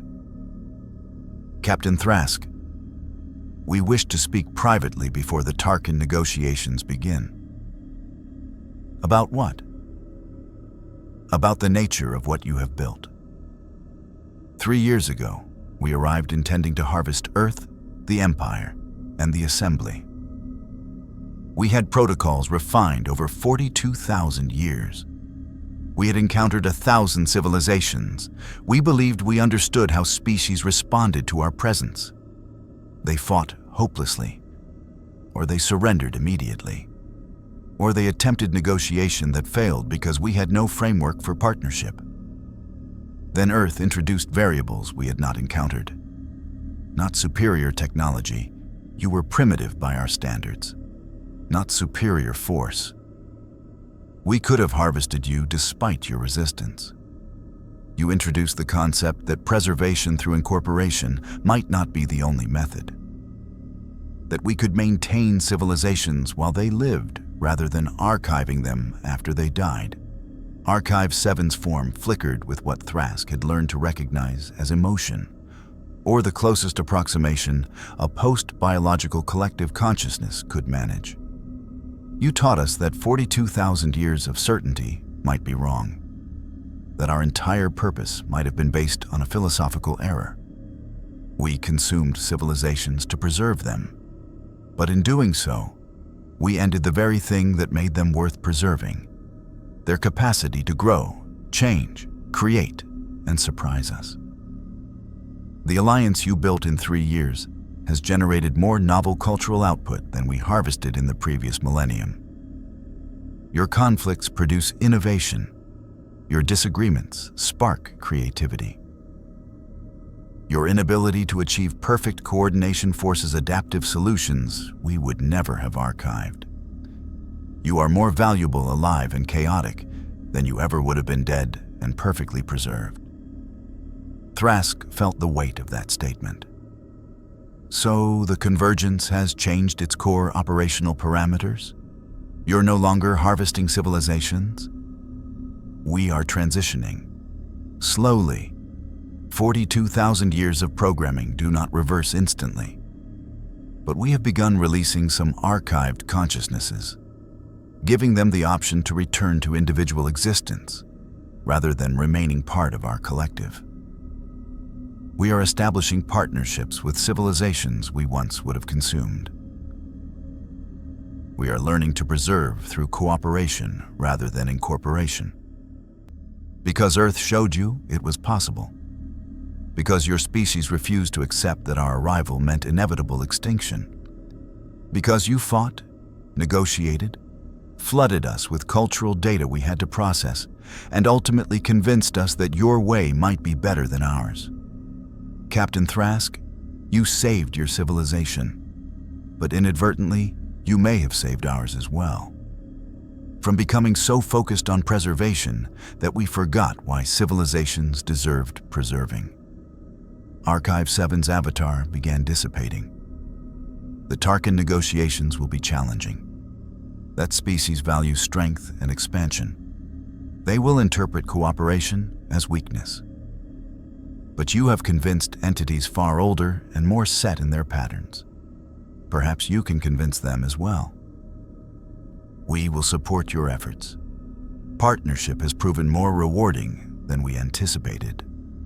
After the avatar vanished, Thrask stood alone on the observation deck, processing what Archive 7 had revealed. The Convergence was changing its fundamental nature because of Earth's influence. The ripples of humanity's stubborn refusal to accept defeat were spreading further than anyone had imagined. Commander Vex's voice came through Thrask's comlink. "Sir, the Tarkan diplomatic vessel just entered the system. They're requesting immediate audience. Apparently, they're eager to discuss partnership terms. Tell them we'll meet them in 4 hours. Let them wait. And Vex, assemble the negotiation team. Time to discover if we can integrate aggressive expansionists into an alliance built on cooperation." "Any particular strategy, sir?" Thrask smiled. "The same one that's worked so far. Assume good faith, prepare for betrayal, and try things that shouldn't work but occasionally do. It's not sophisticated, but it's gotten us this far." As Thrask headed toward the conference facilities, he passed viewports showing Earth rotating below. Blue, green, vibrant with life that had nearly been extinguished multiple times.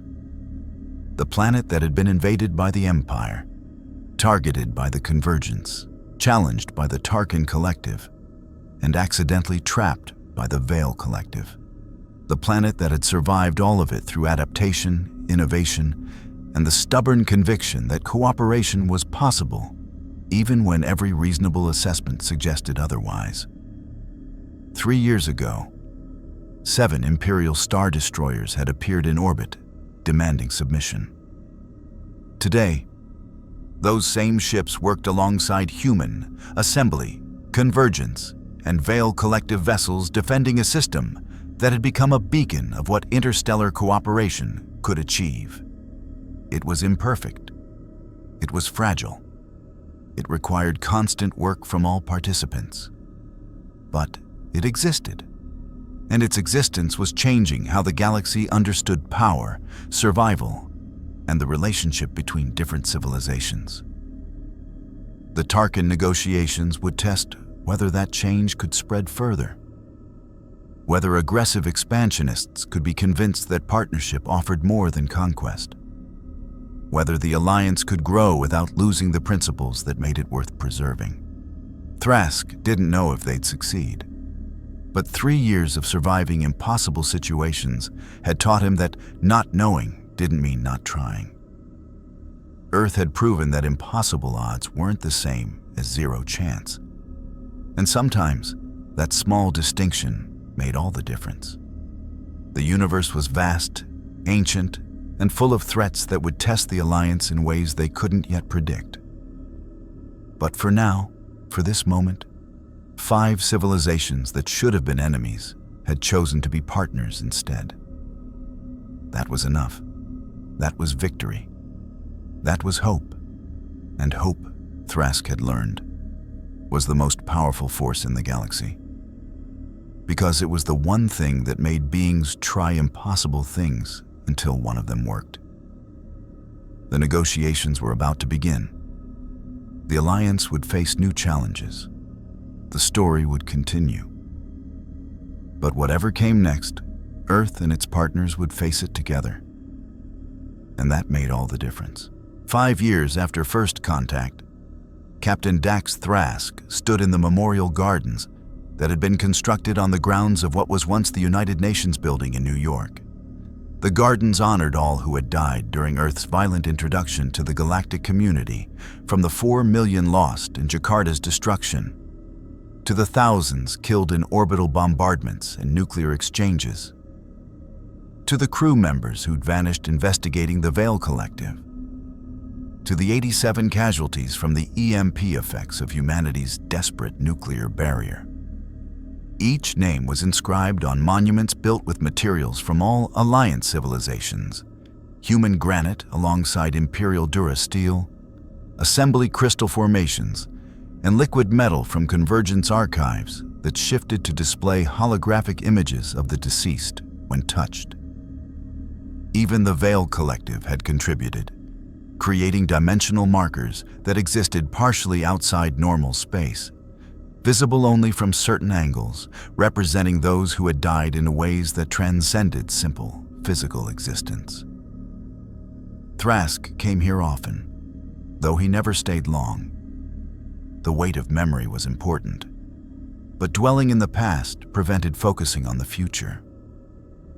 Still, today was special.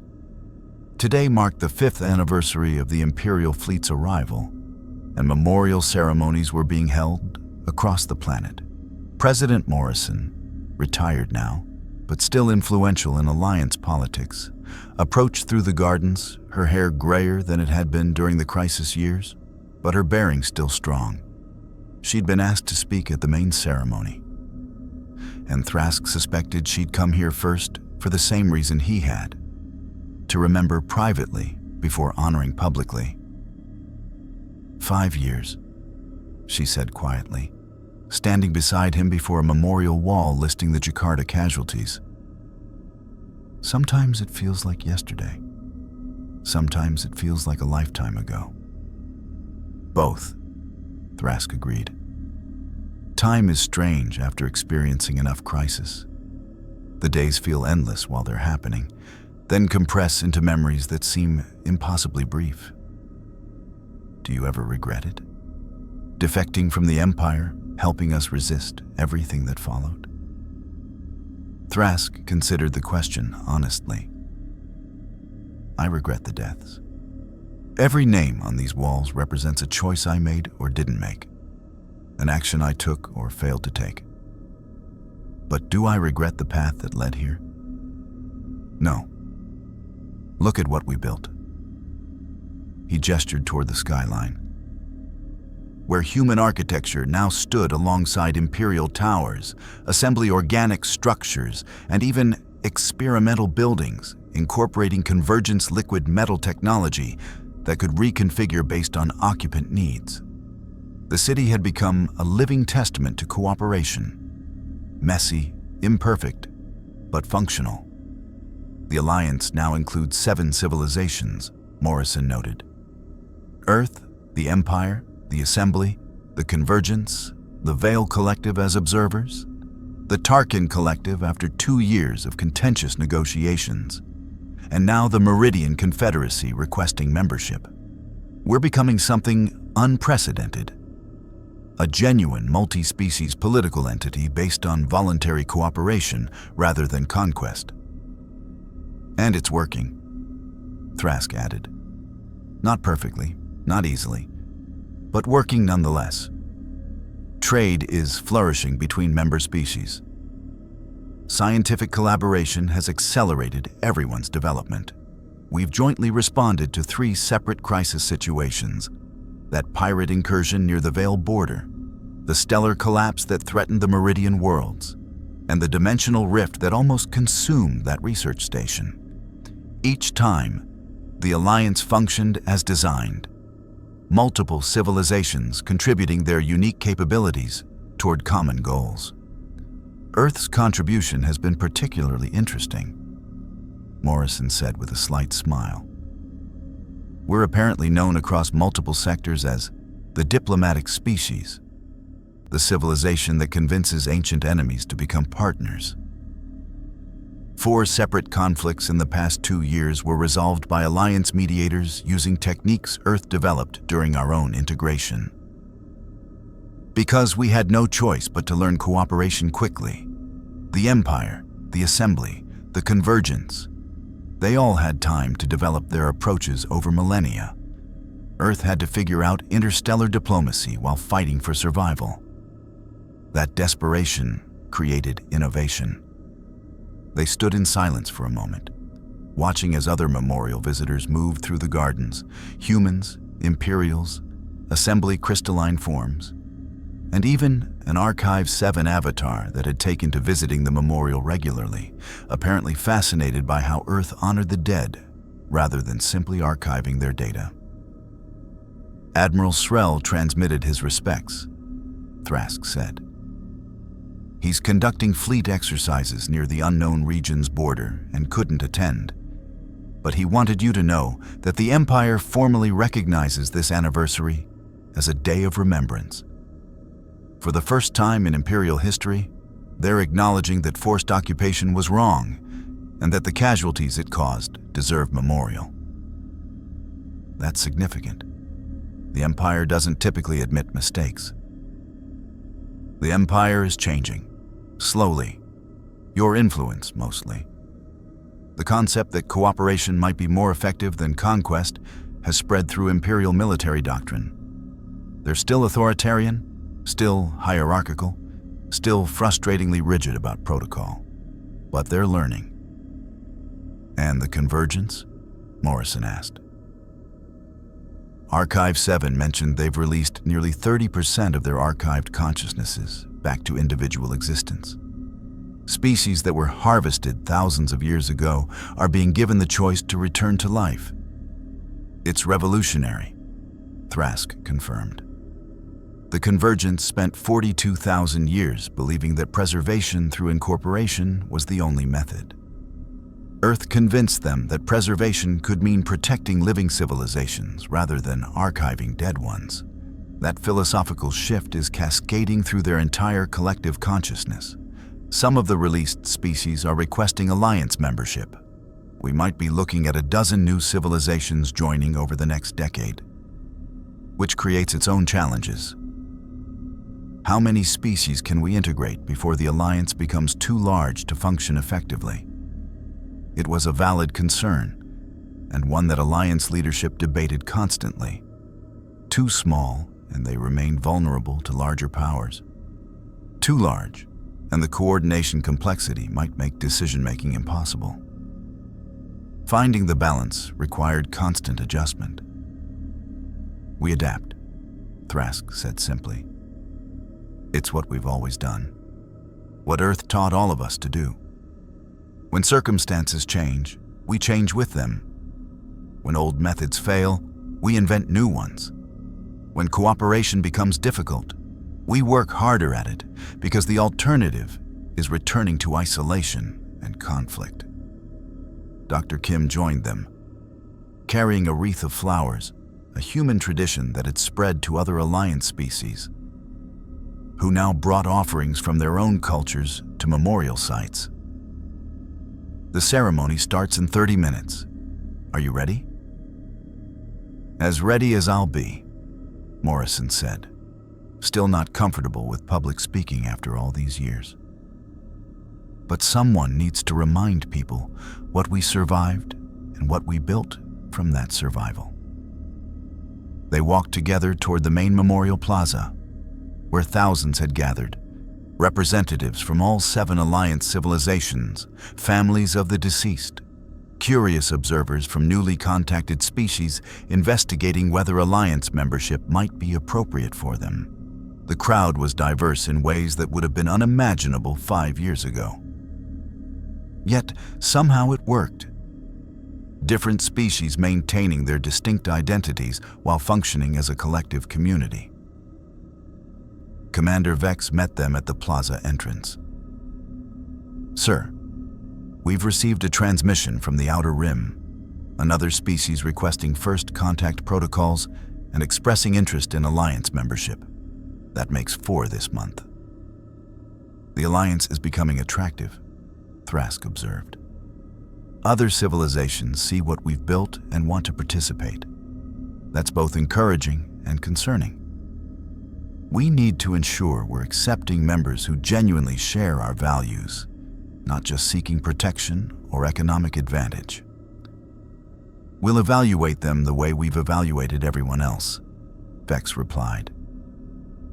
"Careful observation, transparent negotiation, clear terms, and the recognition that partnership requires continuous work from all parties.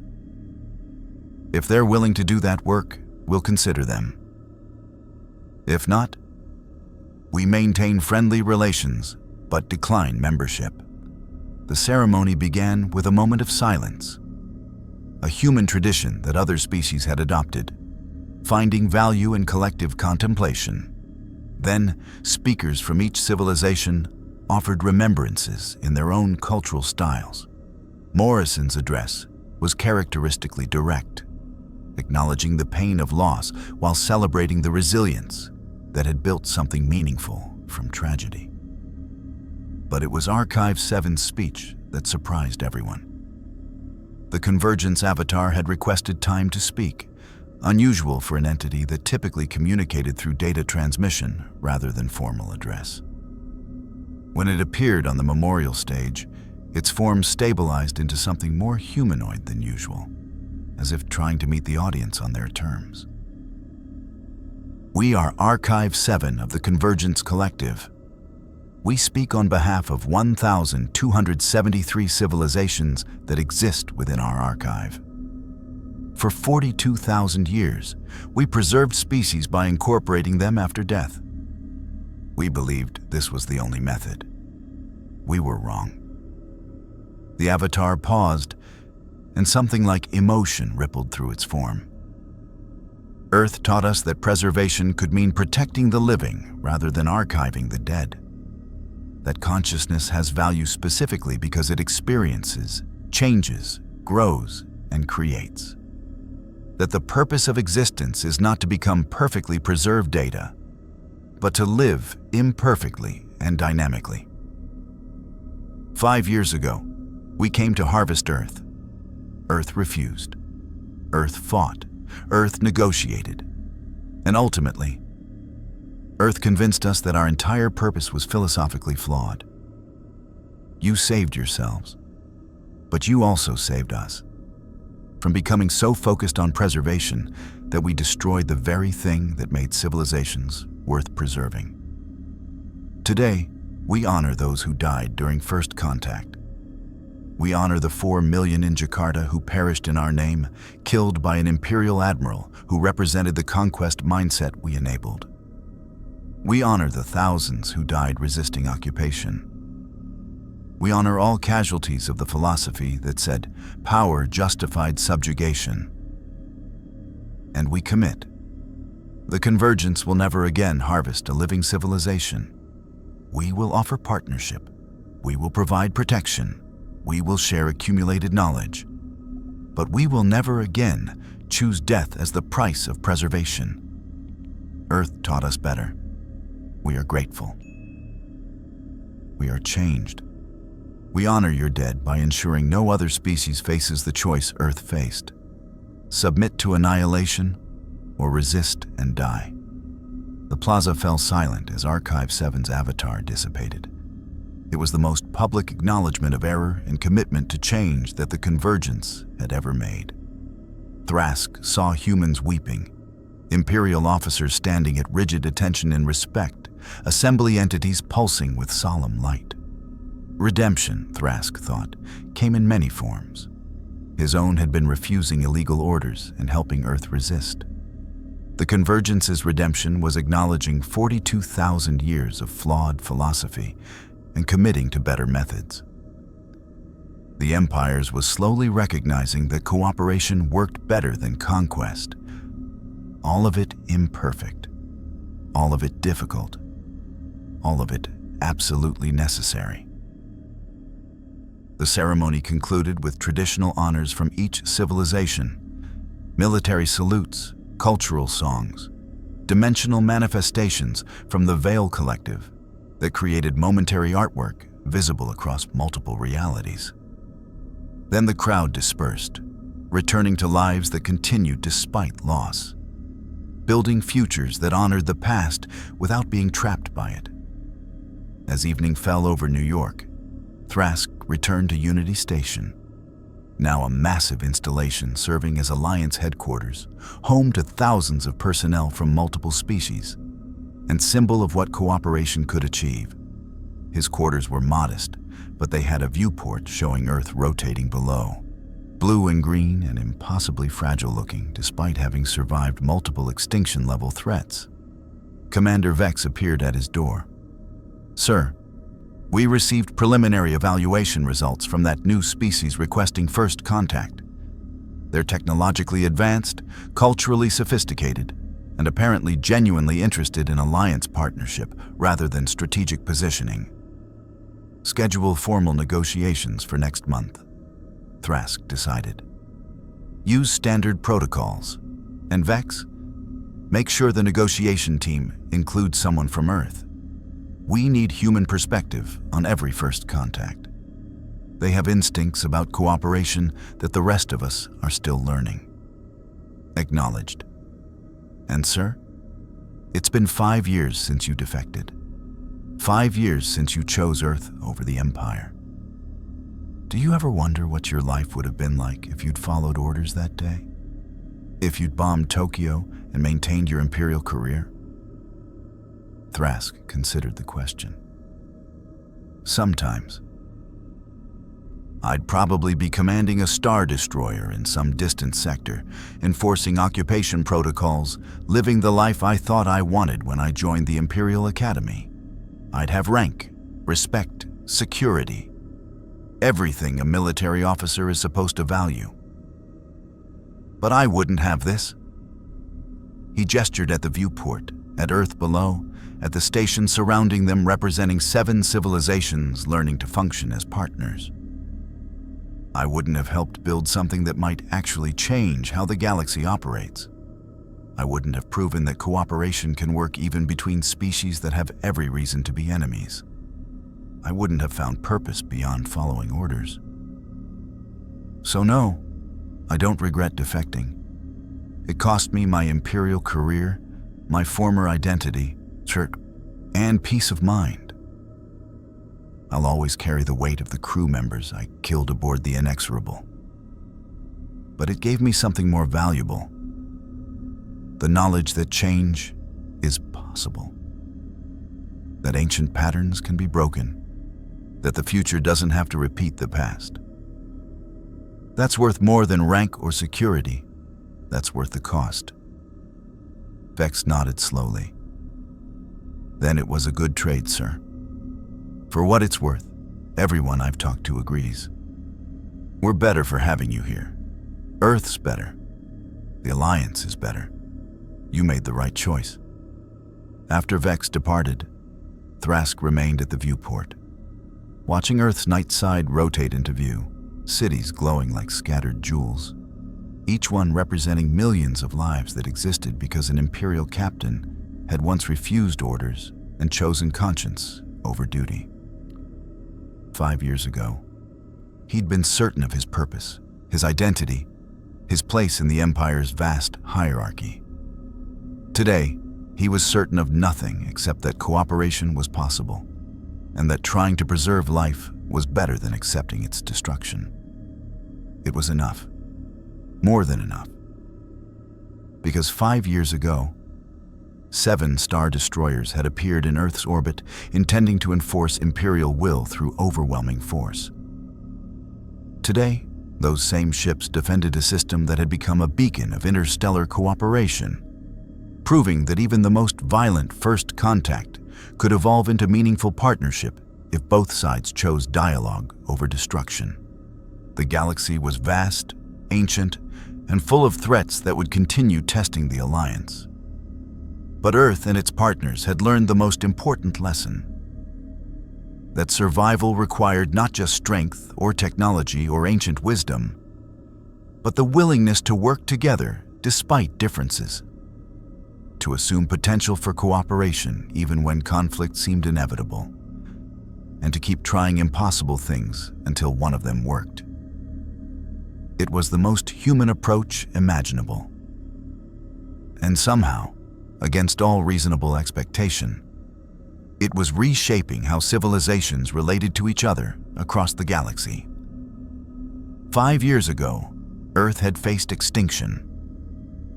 Today, Earth was teaching the galaxy that there were better ways to survive than through conquest, better methods of preservation than death, better approaches to interstellar relations than domination. The universe would keep presenting challenges. The Alliance would keep adapting. And somewhere, in systems not yet discovered, other civilizations would face their own moments of crisis, forced to choose between isolation and cooperation, between conquest and partnership, between the familiar patterns of the past and the uncertain possibilities of the future. When those moments came, they'd have a model to follow. Earth's alliance, built from desperate necessity, maintained through continuous work and proven effective through 5 years of surviving what should have been insurmountable challenges. It wasn't perfect. It would never be perfect. But it was working. And in a galaxy full of threats, predators, and ancient powers that had operated the same way for millennia, working was revolutionary enough. Captain Dax Thrask, former Imperial officer turned Alliance defender, watched Earth rotating in space and allowed himself to hope. Not for easy victories or perfect solutions, but for the continued possibility that cooperation could overcome threats no single civilization could face alone. It was enough. It would always be enough.